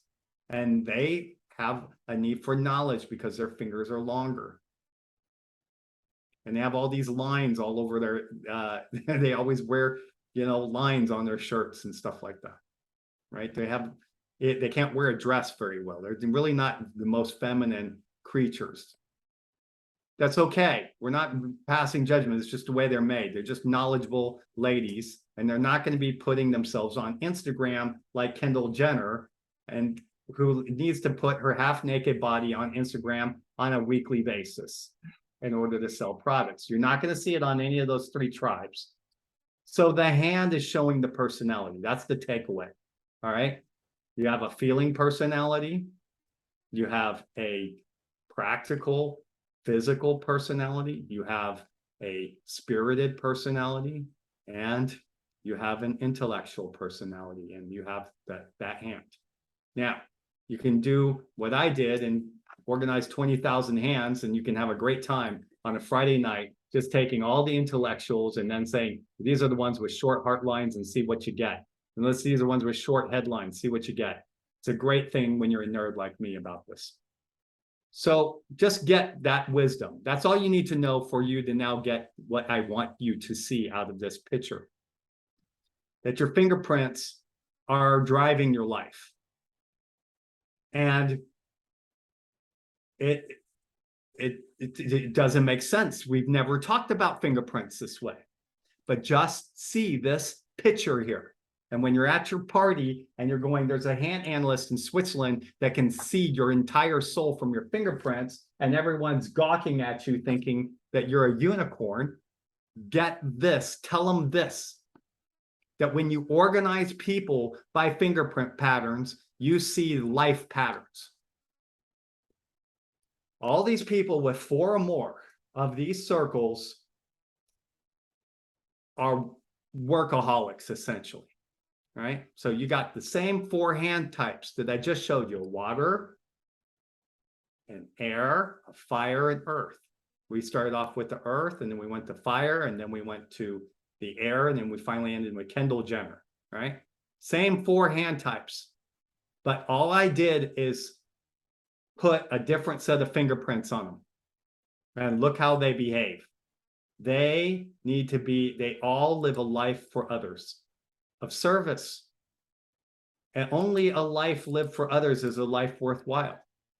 So they get overpressured, overloaded. They never have time. They easily go into obligation stories. They obsess over small things in order to fulfill a to-do list that always needs to be done. They're here to make a contribution to humanity. And I can say, with not to talk all you service people up with this, but you really are the ones making a difference in the world. You're making a big contribution to the world. You're useful, and you need to be needed. Take the same 4 hand types and put instead a tenon arch on them. Bunch of tenon arches like that. That's a tenon arch, upside down T. Same 4. And look who they become. Are they useful? Are they trying to be a contribution to humanity? No. If anything, they're a little bit standoffish, and they have a need to just assess from a distance everything. So they're just learning and judging from a distance. So these people are kind of on a path of wisdom, and they see patterns in everything because they're kind of seeing it from a distance. Over here, all these people, look at how their disposition changes. They're in a love story. These are people pleasers, all because they have waves on their fingers. And so all these people have a need for love, connection, and intimacy. Now, and then you look at these guys with arches, and you can see, not in a love story. Nope. Neither are they trying to be useful. Neither are they just being distant. Same 4 hand types. Look how their demeanor changes.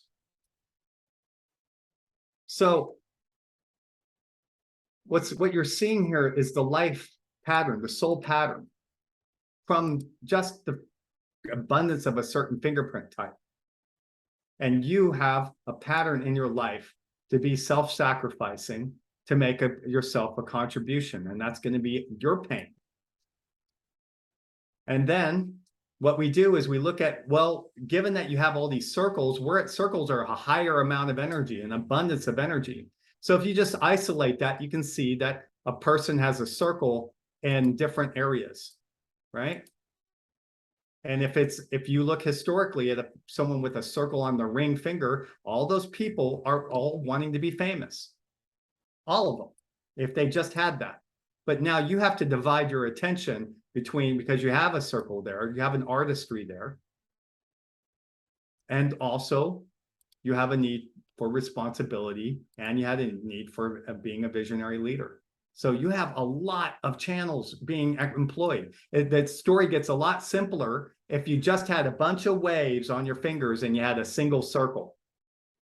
If you had, for example, a single circle here, then I can tell you that when they do the shift process, all I'm going to get is a family album.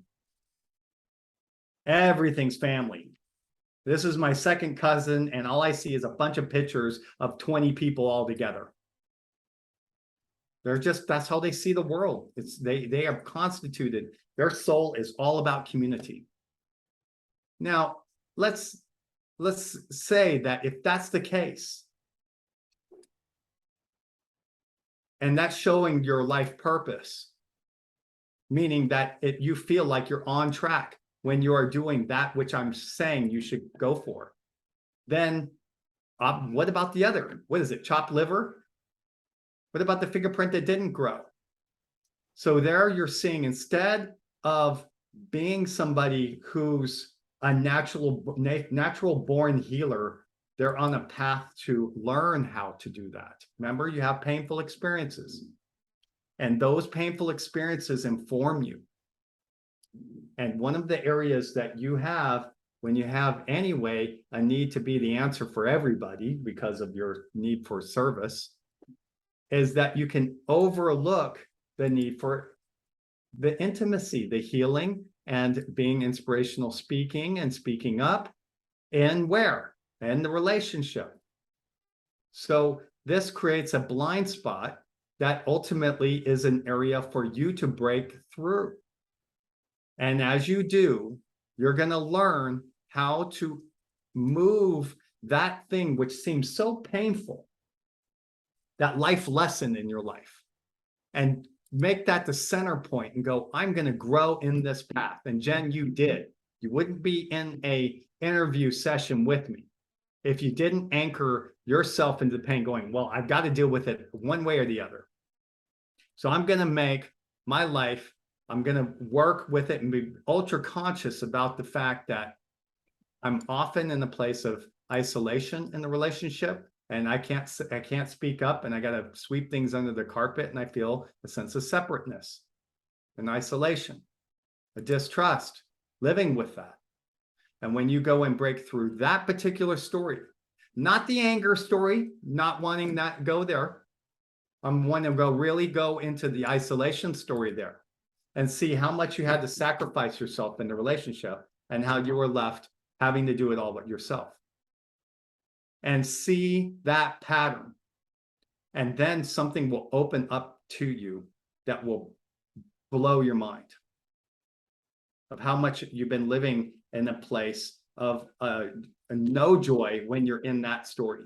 And if we can then take that story and see the percentage of where you've been in there, maybe it's only 15%, maybe it's only 2% today, maybe it's 50, I don't know where you are in that. But chances are you wouldn't be having a podcast if you had an issue with communication. So you've done a lot of work in this area already. There's no way you would be a life coach if you already hadn't made a lot of self-work in this area. But it's still your wound. And I can tell you that these other areas are there to be explored, and they need you. So what you're seeing is real historical examples of people who had a repression in their fingerprint in that area. When we talk about people that have a constant problem with anger, they have a compressed fingerprint on their right index finger. And so they feel like they have to be an activist to get their needs met. So they go from being no power, and they usually get abused in their life, and they have a lot of victim stories of being victimized, to totally growing up in that area and learning to not only stop criticizing the big egos in their life, but to become one. Grow up in your power, and then stand in your confidence for the life that you love. Einstein was mute. I have his fingerprints. He didn't speak until he was essentially 7. His whole issue in his life was around communication and closeness with his family too. So when he published his papers, he basically, the most important papers of the last century, explaining how E equals MC squared works, the law of relativity, sat on his professor's desk because he didn't know how to communicate. He didn't have an intimacy with them for 5 years. He had to be a teacher, and he took his life lesson and he made it the center point of his life, saying, okay, I got it. I got to speak. It's not going to work until I do. I got to connect to people. And I can tell you, he still had that problem. If you look at the end of his life and you look at the relationship between he and his son, total communication breakdown. He should have gone and done a shift with me. I could have totally healed that relationship. He would have had a much better time. But a guy isolated in his office a good part of the time. Elvis Presley isolated at the end of his life too, right? Every woman that he dated had to be a virgin, and you know, while he was engaged with one, he was still dating another one in the interview cycle. So there was a sense of like, it's not enough in this area. Where does he get to be vulnerable? Where does he get to open up? So that's the right hand versus the left hand. And, you know, I can tell you, just to assure you, to answer the original question, am I stuck with this? If it's in my fingerprint, you can grow up. Absolutely. But growing up means that you're going to have to develop new nerve endings. It's not something that I can just go and have a shift and now you're baked. The cookies are baked. No, you now see the map after you do the shift, and I now exposed your nervous system to open up now. But to stay in that place means you have to stay in it for 28 days if you're going to keep that opening. Otherwise, you're going to close back, and you got to figure it out yourself how you got there. So 28 days is how long you have to stay in that place. Yeah, okay. Like any habit. You have to be able to open it for 28 days. Interesting. Now, other people, some people don't do the hero's journey and they go on to their life, right? But I can tell you that what they're doing, they're struggling. They're really struggling to keep that opening. It's a real struggle. It's like, if you're not in the mood, you've spent, you know, if you look at, there was this map of somebody's entire life and you put all the tick marks of every day of the life, right? And you put that for, 45 years, and you just added one little pencil mark on there. That's the day that you did the shift, right? But look what you're competing against, right? So you got to make a big magic marker across that in order to really make that effort, to really break through. So the opening happens and people create that big vision. But then to have the courage, if you have in my case, a good example, I created, when I did my own shift, I created, I'm going to go to Hawaii. But then COVID happened and I got 2 kids and I'm married to a Romanian. No Romanians allowed, typically, right? Unless you're married and you have to go through paperwork, and no COVID transfer to Hawaii. no rental cars, nothing. All those problems are there. And you bet that my issue that is in my fingerprints is going to be right in my face saying, don't do this thing. But my shift opened a whole new area of life that I said, that is my life. I'm now going to live that life. So my hero's journey was to go to Hawaii and to work out of Hawaii for a month, for the summer. And that was phenomenal. Was I in the mood to do it? I still had to fight that, but I had to overcome that. And through practice that I show you through the techniques of working with your life so that your life is aligned to you. Even if you wake up in a bad mood, your life is calling you to be that new person. That's different. So you're working from the outside in versus the inside out. You're changing the relationship with your mom. Now, even if you're back at that old place because you're a creature of habit, your mom remembers who you are and goes, hi, like an old friend, and then opens you up. You have to have that conversation. You have to engage in your life. So,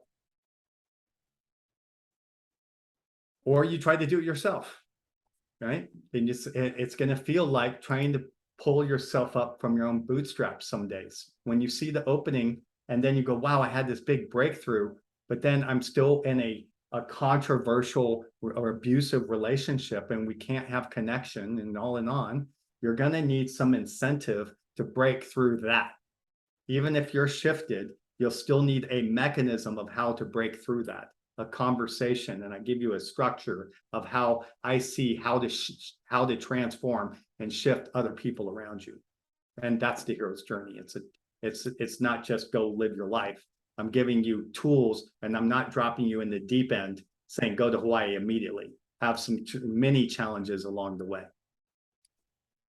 And then finally work yourself up to the big one. Talk to your mom. Okay. So ultimately, that soul pattern is there. And then you break through. And then you look at, okay, if that's my life, then how am I with my mind, body, and spirit? And we see that through the headline. We see a perfect planner, well organized, really good with that headline. But her restlessness, the lifeline that is formed when her reptilian brain was formed, and the lifeline was like, come on, let's just get over it. Let's get it over with. Let's just go to the other fun parts. Let's go to the area of thinking. So that area it has a very short circuit. If this really is long here, when it's really round, then you have somebody that is like, if you go to a gym and you just look at these guys, they're in their body all the time. They're just thinking about their body, lifting weights. It becomes a big round lifeline. You can see it across the room. And then this shows your emotional style. And Jen, it shows that you are very, very considerate from that heart line. And if you organize people by just heart line, you get a really cool thing. You get this really interesting,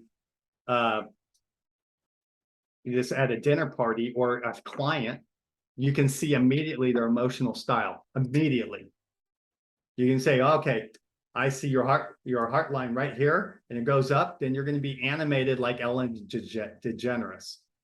You need to have a passionate life. It's all about me, intense, exciting, fun. But when you're got the emotions of the Dalai Lama or Brad Pitt, you're going to be more conservative and reserved. And through this, you can see that Oprah Winfrey, who has a heart line, goes right up to the index finger. Of course, she's the right person to do a talk show about emotions.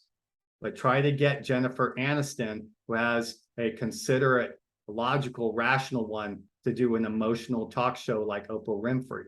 It's not going to work. Or Ben Stiller. Maybe David Letterman does a talk show, but he does it in a different way. He just talks. And it's funny and interesting as opposed to emotional. So the heart line tells us everything. So now you're born. Everything that I've talked about is everything that was developed before you're born. Now you're born. And in that, you choose to become an ego. And here we see different sides of your ego that won't be able to have a chance to go into. But we see a visionary leader because her index finger is strong, it's tall, and she's super clever, got a tall pinky. So that's the workshop leader. That's the nickname that we gave, the workshop leader. And she's got a super nice thumb and she loves challenges. She's a doer. She's very successful with this hand. So that's who she became. And there's a lot of idealism in that hand. Strong idealism, a strong visionary, want the best for others. So when you put that together, you start to see whether you like it or not, you are going to be in your element in the area of dreaming up big ideas. And you love pushing past obstacles and transforming other people. And you're super clever. So you're constantly connecting new ideas all the time.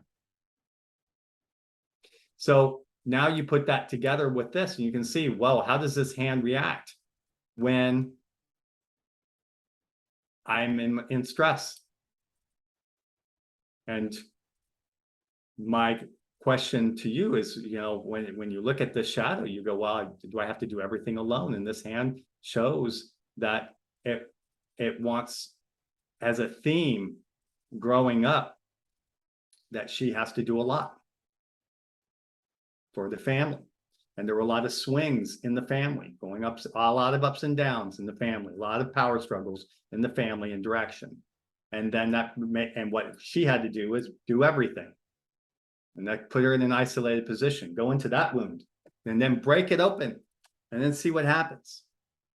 Because you can change the past. You can change the past. You totally can. I totally have a different relationship when you forgive and you go into the story and you sit in the seat of the pain. The experience of how the past occurs to you seems different because you're seeing it from a different lens today. So the breakthrough of that is emotional intimacy. And then you start to learn to speak up even more from those type of experiences.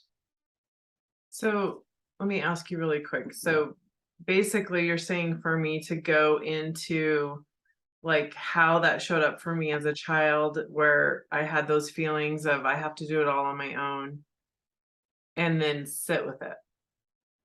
Ultimately, it will come to that and see all the pattern of where you got it. So it's not enough that you just take that one. You got to see how the river of that pattern started with grandmother and then the other grandmother, and where those mothers and the people and the uncles, how they developed with it, who was carrying the baton with this pattern. And then you're born, and maybe you're born second or first or whatever, and you see how did this continue? And then you just continue it on and see what happened with this pattern when I was in school. And then ultimately you come to a new place of like a visualization, like if I did nothing, seeing this pattern, play out over these years, it puts me in a pretty bad mood. And if I see that, and it's been running how much percent of the show, and you just go, like what percent? What percent have you felt that you got to do? If I build up the organization, do I have to still do it alone? And which project placed this time? There's a strong theme growing up. If she was truly seen and supported by the mother, bringing a higher sensitivity to being the lone wolf in the family. That's what I said. So what percent is that running the show today? And if you can get a percentage, I can tell you that percentage is the energy drag. Because if you go into that story, you're going to feel that it's fixed. You got to protect yourself. Yeah. So that is such a theme in my life, such a theme. And in fact, I even sometimes go, because I know that we're all creators, and I know that that when these things happen in life that are frustrating, I'm like, how do I change that? Because this has to be me creating this, right? And there's a thing even with me where I'll just give you an example where this shows up for me of I have to do it all myself and I'm a lone wolf, right?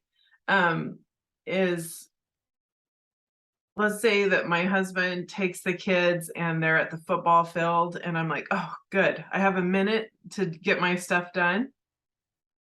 They'll call and say, hey, I forgot my shoes. Mom, Yeah, can you and you're bring me off to this? the Can you bring me rescue. that? And Yeah, I'm like, I thought I had 1 hour and I don't. And yeah. I'm like, and that's just one example where it's constantly like I'm always needed. I always have to be the one to do. And I do have that belief and I know it and I don't want it. I don't want that belief anymore. So what do I do about it? And because I know other people are listening to this and they're going to go, okay, cool. I see that I have certain things, but then what do I do about it? Yeah. Get it first with Mhm, compassion. mm, And the thing is, the basic thing that that around this pattern, just in this example, is that you don't see the full pattern still. You see it, you recognize it, and it's enough to sit in your chair right now and have that insight going, I see it while the football in that pattern. I see that it's been a running theme in the past years, but you haven't really gone into it emotionally yet. To mhm, do that means you need to see the image of you being a soccer mom running over and put a picture there, right? mhm. Now, when you do it, and just going and Google imaging that and sticking it into a board that I'm asking you to do is enough for you to already get into a mood about it, right? You're just already getting the story and you're like, oh, and then I have to. And then you see the next time you did it. And the next time, oh, and that remind me, I was 16, I was already doing that. And 15, I was in there. And then after some point, the story starts to get really funny, right? It starts to get absurd. It starts to turn into like this, holy cow, it's not just been 50%, it's been 65% I'm in this story, or 70. And I'd say, you're probably right. Most of the people think they're in 15, and when they do this exercise, they realize they've actually been in about 65, 70, and they're fooling themselves. That's why it takes a lot of internal work to go and reflect on that. But here's what you're going to get out of that: the cost. You're going to get the impact of what it is to be you and to live that life all the time.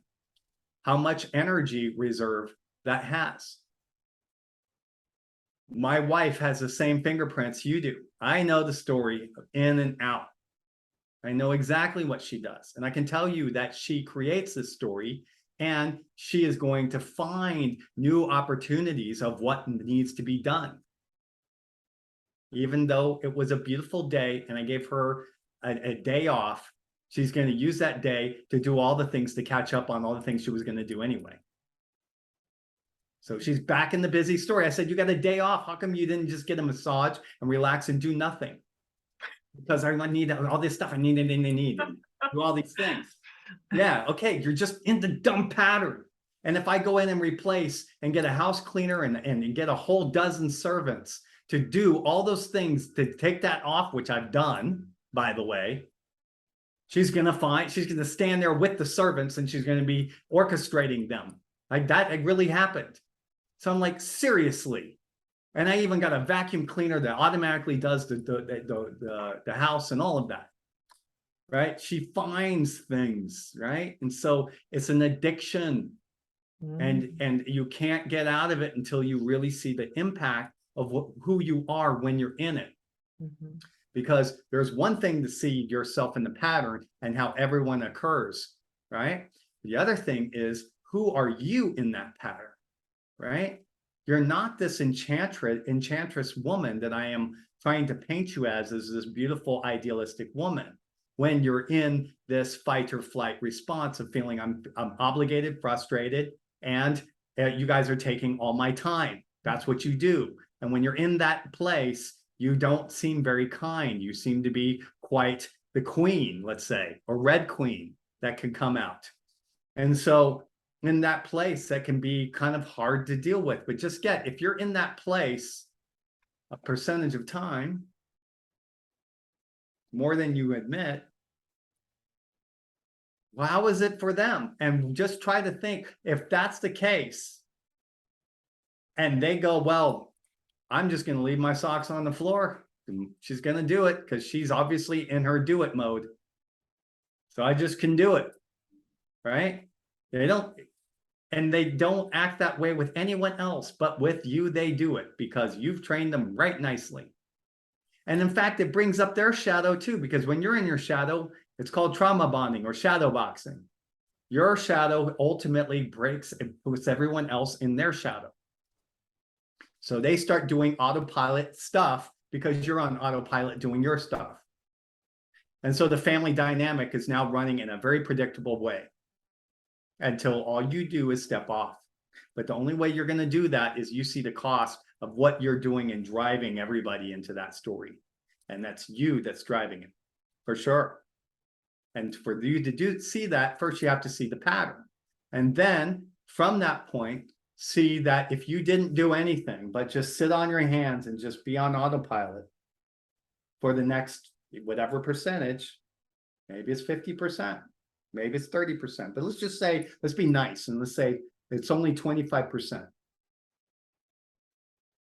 Right? That means that 25% of any day, we're going to see you in that pattern. Or let's say you're in sales and you're 25% in that pattern, right? You're not the most joyful person. You're in this other place that says, screw off world. I'm in my fixed zone. Don't mess with me. You're not in a very beautiful surrendering place. So while you're there, no sales are getting done. And your energy is just expending. Ultimately, this has a high rate of burnout. The higher this number goes, 50, 70 over years, you're talking about carrying stress 70%, which means that you become a candidate for some major problems, not only nervous breakdowns and burnout, and you're still ignoring the symptoms because you're still ignoring the feelings, which is what you do when you have this pinky thing, is that you ultimately start to ignore major feelings that are symptomatic of, hey, slow down here, and you're still ignoring, still disconnecting. So it's no surprise that has a high rate of incidences in this area of ultimately disease in that area, syndromes, right?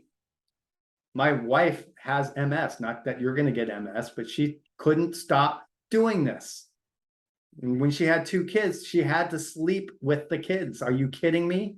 A crying kid, she had to sleep. And so she got on average 3 hours of sleep for a year to a crying baby. And she refused to lay down out of a fear that she had to do something. She was in this constant alert. And I had to body block her to keep her from coming in to the room. I mean, the energy is like so primordial, this power. And to stop that means the only way that you're going to get it is you got to see the impact and the cost, not only on your vitality, but as it is to the people that you're actually wanting to serve, your mission, and you're costing them. And I've said this time and time, it's not a nice statement to my wife, but I've said that I love my kids. I really do. But I can't stand hers. Why? Because they are running on the autopilot thing that she does. Because of the way she's acting, they act the same nuttiness, and they're in the dance with her. And she leaves, and the dance stops. She goes shops, and the kids are with me, and they're like, "Oh, we're on the Brent Bruning show." Back to kids, you see it really perfectly. You see your shadows so well with kids; they mirror you perfectly. And they're going to create the upset exactly that you fear.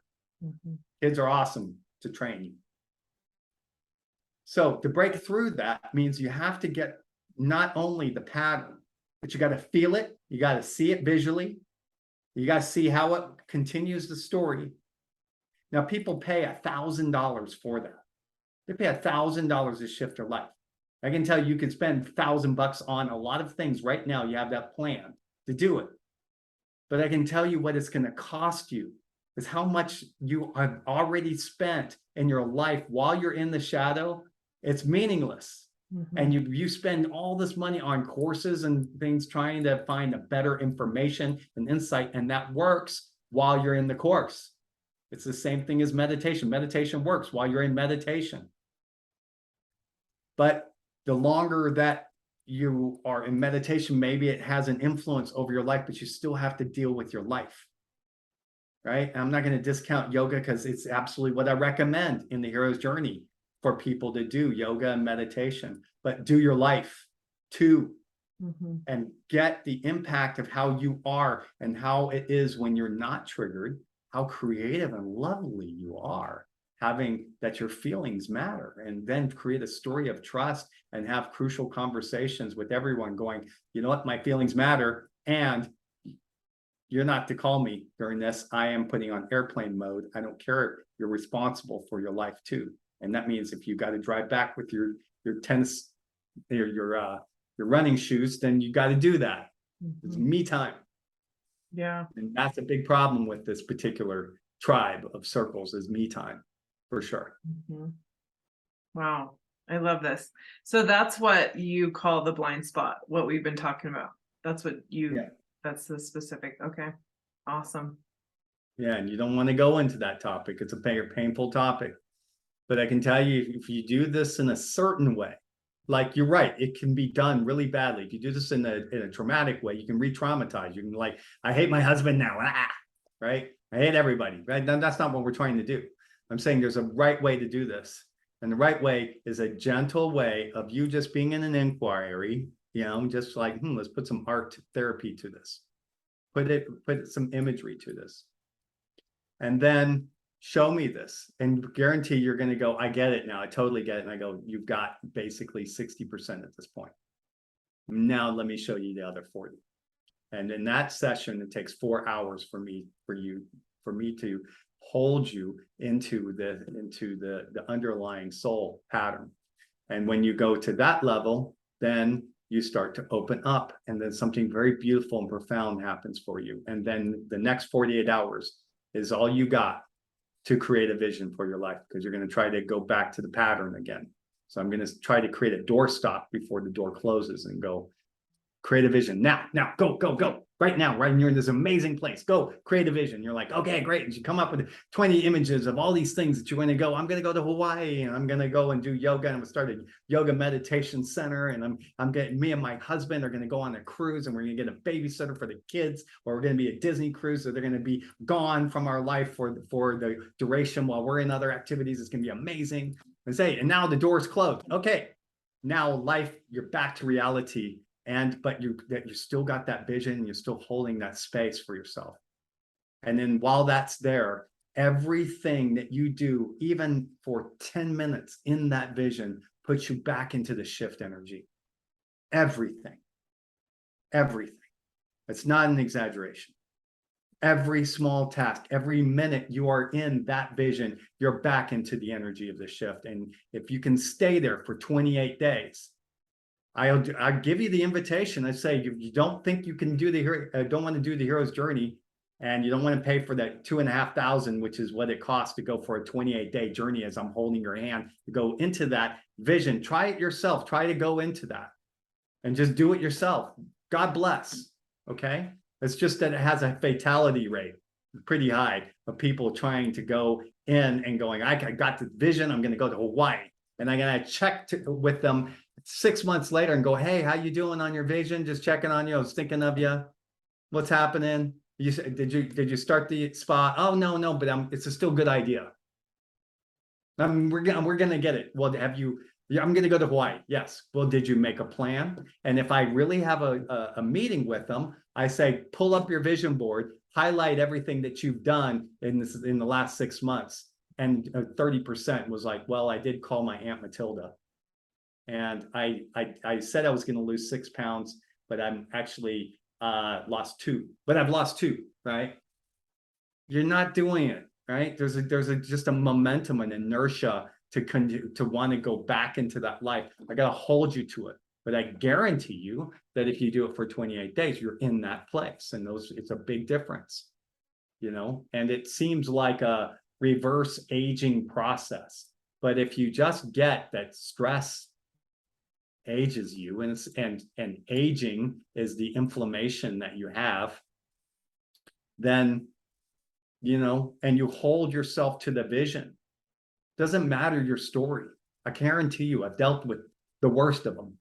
Sexual abuse, being an orphan. I get a lot of orphans for some reason. I don't know why. I was an orphan right here. And if you look at her, she doesn't belong.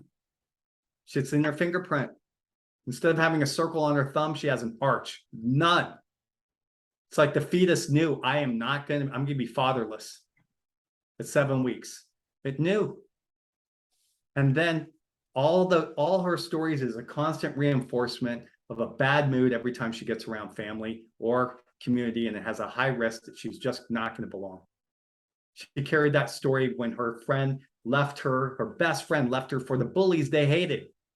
Now she's sitting in math class with the bullies and her friend on the other side. And now she has to sit there and be another sad story that goes on for years. Now, in high school, she does the shift, 16 years old. And then she does the hero's journey. Now she's going and creating a Britain's Got Talent for a refugee camp for the people that are homeless. Wow. Isn't that cool? What a difference. And look at her, right? And she forgave those kids, right? They're just like, hey guys, that was my thing. Mm-hmm. And now they were like, yeah, where you been? Wow. Where have you been? Wow. But that girl, no. And there's no way, if I ask that woman to the left, go create a vision board, do you think that I'm going to get the same one as this woman? And if you walk down the street and you knew her and that walked past the street, would you recognize her? Right? Wow. And so these transformations, they're physical transformations, and it seems like there's no way that a guy who has gone through this and this problem for all these years, just no. I can tell you, just look. There's nothing for you to believe. Just look at the guy, right? I didn't do anything special with the camera. I just said, take a picture. And he wasn't trying to take a bad picture. I asked in the hand reading, go give me a photo of what you look like today. That's it. And then after the hand reading, he's spaced out and he's like, holy cow, this is my life pattern. I don't get my head around it. And then I do the shift. Now he's back on Earth. Great. I now took his soul and I recaptured. He's back on Earth. There's still an invitation for him to go into his life. And after Hero's Journey, he anchors it. In his life, he was he didn't have money at all, but he took all of his money. And 2,500, he did the Hero's Journey. And the guy makes drums. Like, he's a shaman guy. He makes drums, and he's living drum to drum, essentially. So what does he do? Out of that guy, he creates a vision board of him creating all these workshops. And that guy creates a creative vision of creating drums for people that are individualized for that person. And you can make your own drum and learn how it's done, and it becomes your soulmate. And then there's a different drum for different energies. There's a fire drum, there's an earth drum. Now you need the whole collection.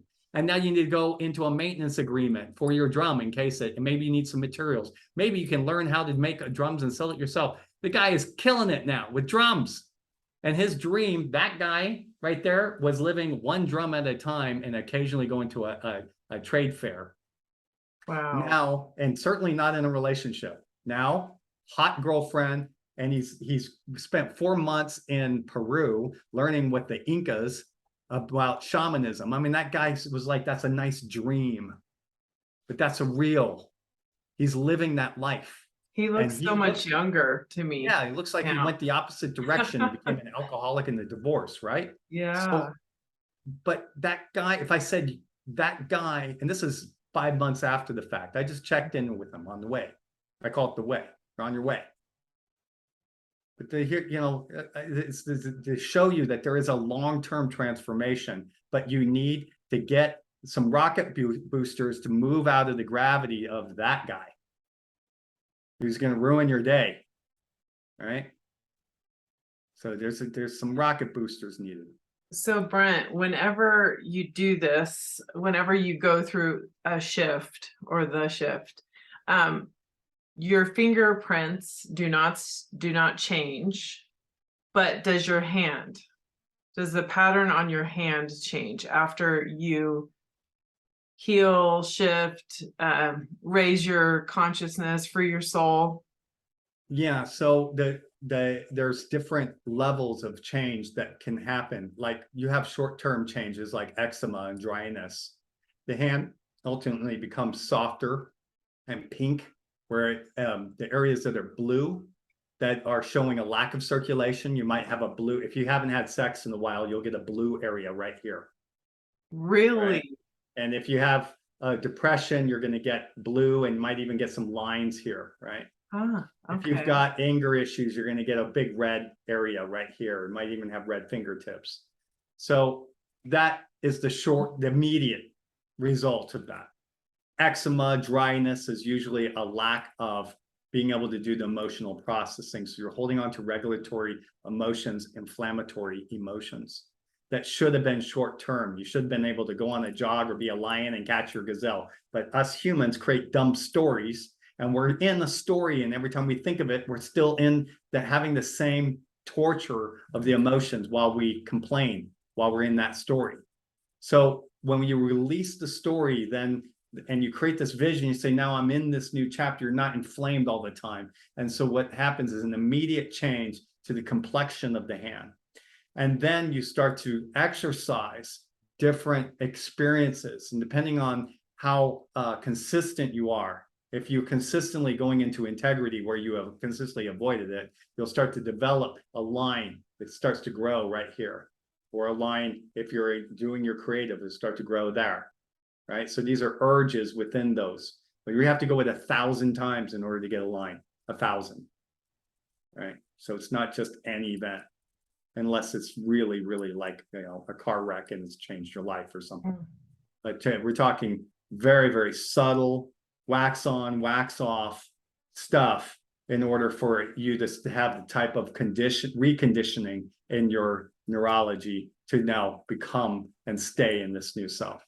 So if I look at him, his before his hand it looked like a glove. Looked like, the skin was just detached from the muscle. Now it's pink, rosy, and it's sensual. And so he became sensual. He became more attractive, right? Right. And so that opened up a field, became dateable, mateable, attractive.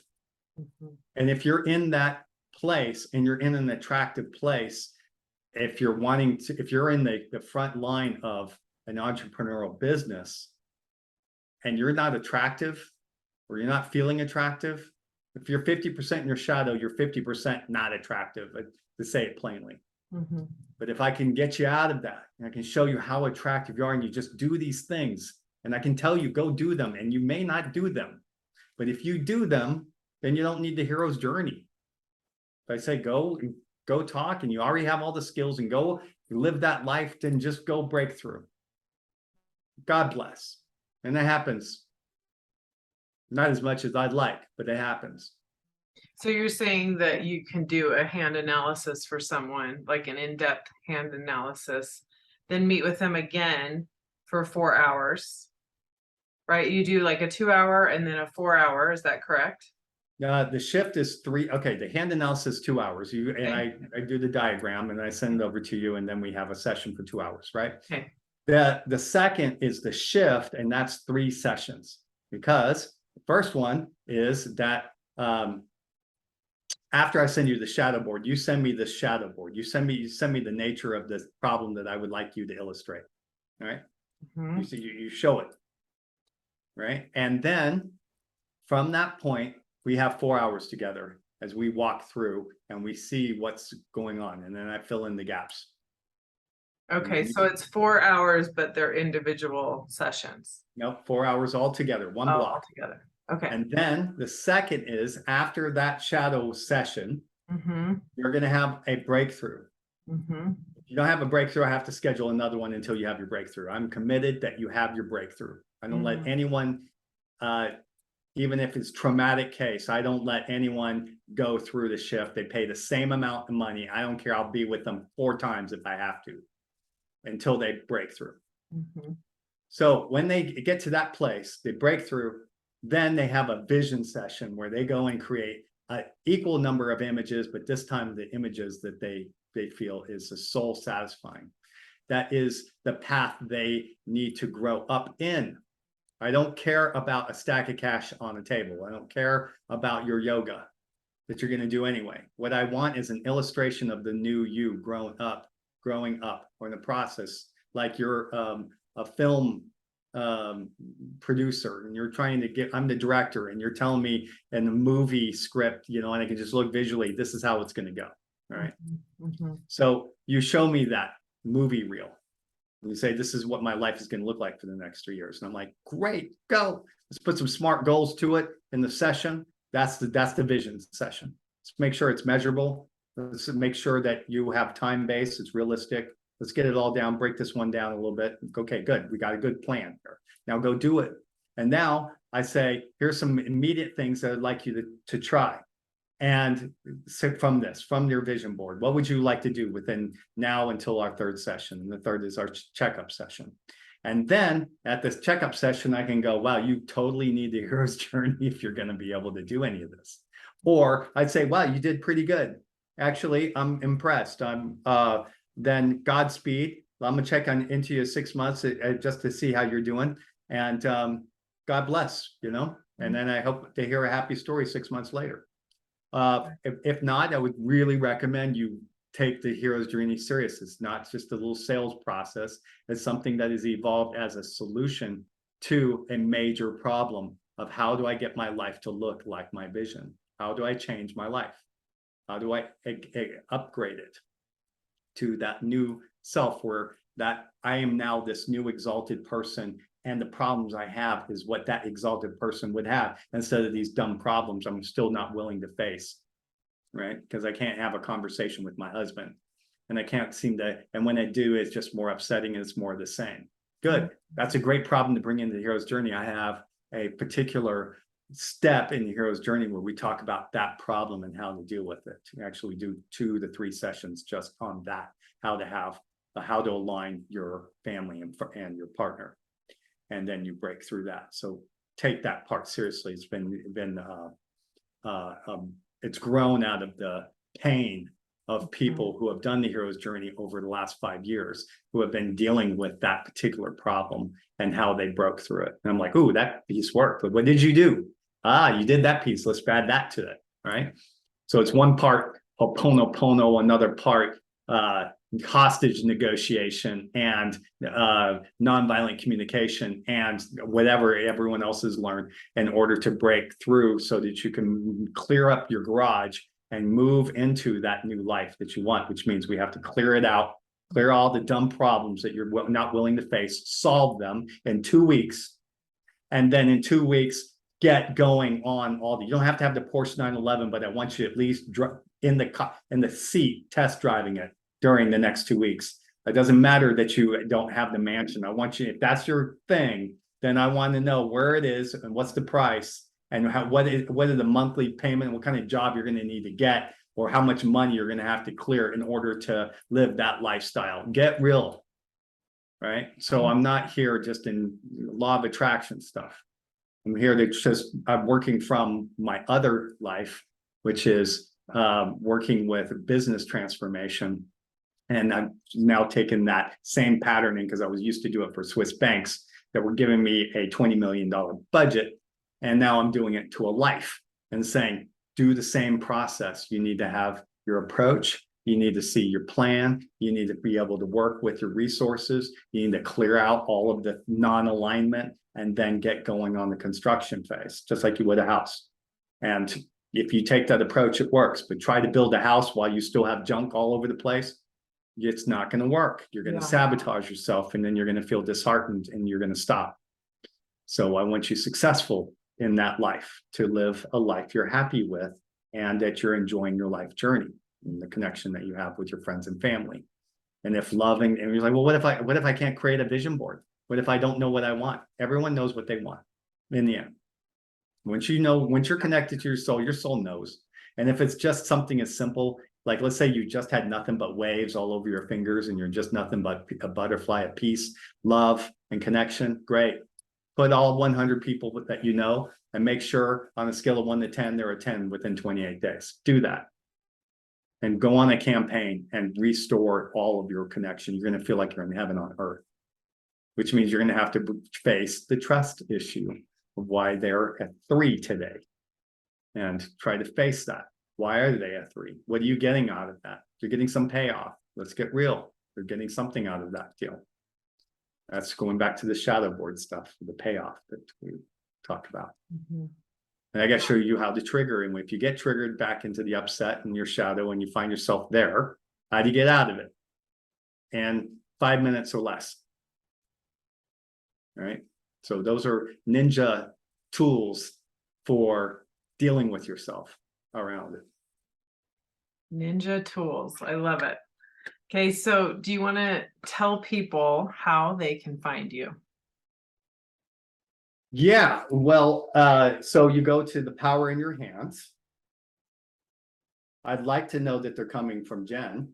So in the link below in the description, I'll create a coupon for you and for all the people that are listening, because we want to know that you're coming from Jen. We'll create a coupon for you. Maybe it's Jen, I don't know. And then you just apply that to the power in your hand. You'll see a video of what's included in the hand analysis. Absolutely watch the video. You'll see the services of the shift. If you're already curious, then you can go check out that. But it's on this website, thepowerinyourhands.com. And then, you just book. And if you just want to try it out, you just want to know about your life pattern, try it out. And, you don't have to do the whole program all at once. You can just check it out and go, let's see it. And then chances are good, you're going to want to do the shift. And then you can do the shift and go, try it out.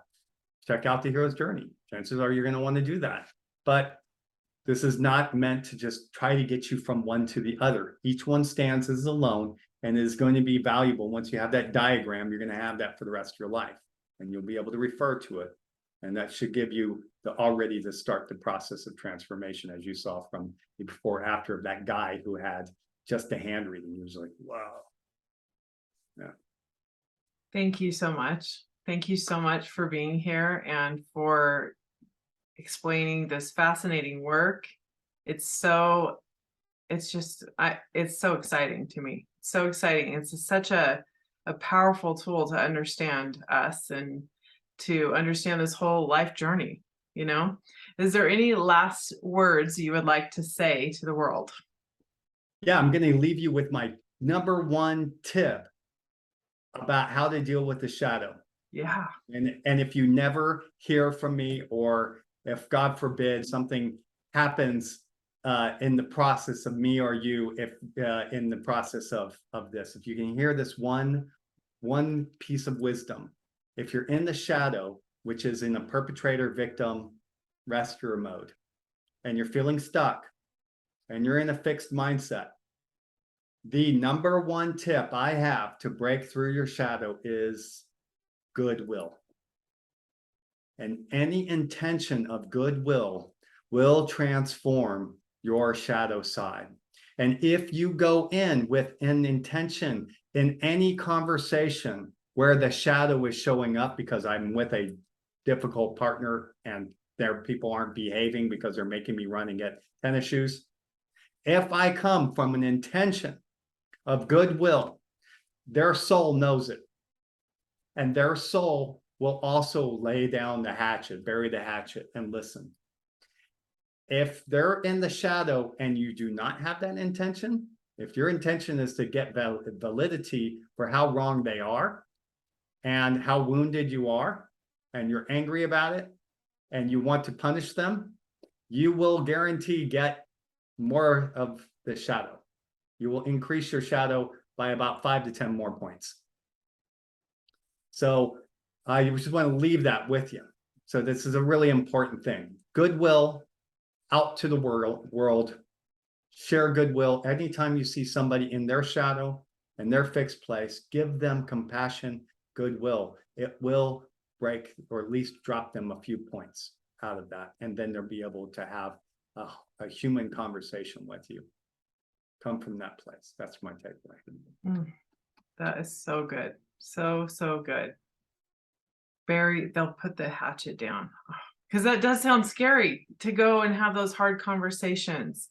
But I just had major aha when you said that. You're like Moses, the world parts with goodwill. Yeah. And you can walk through the shadow of death. Any Tarantino film, you can just walk right through it. Yep. With goodwill, and it will always work out. It will. It will, if you stay in that strength of intention. And I believe that their soul hears that. Their soul knows. Their soul knows. That's it right there. So beautiful. Okay. Thank you so much, everyone. We will put the links in the show notes. Check Brent out. This is so awesome, and I'm so excited to share this with you today. So thank you for being a part of this with us. Yeah, thank you.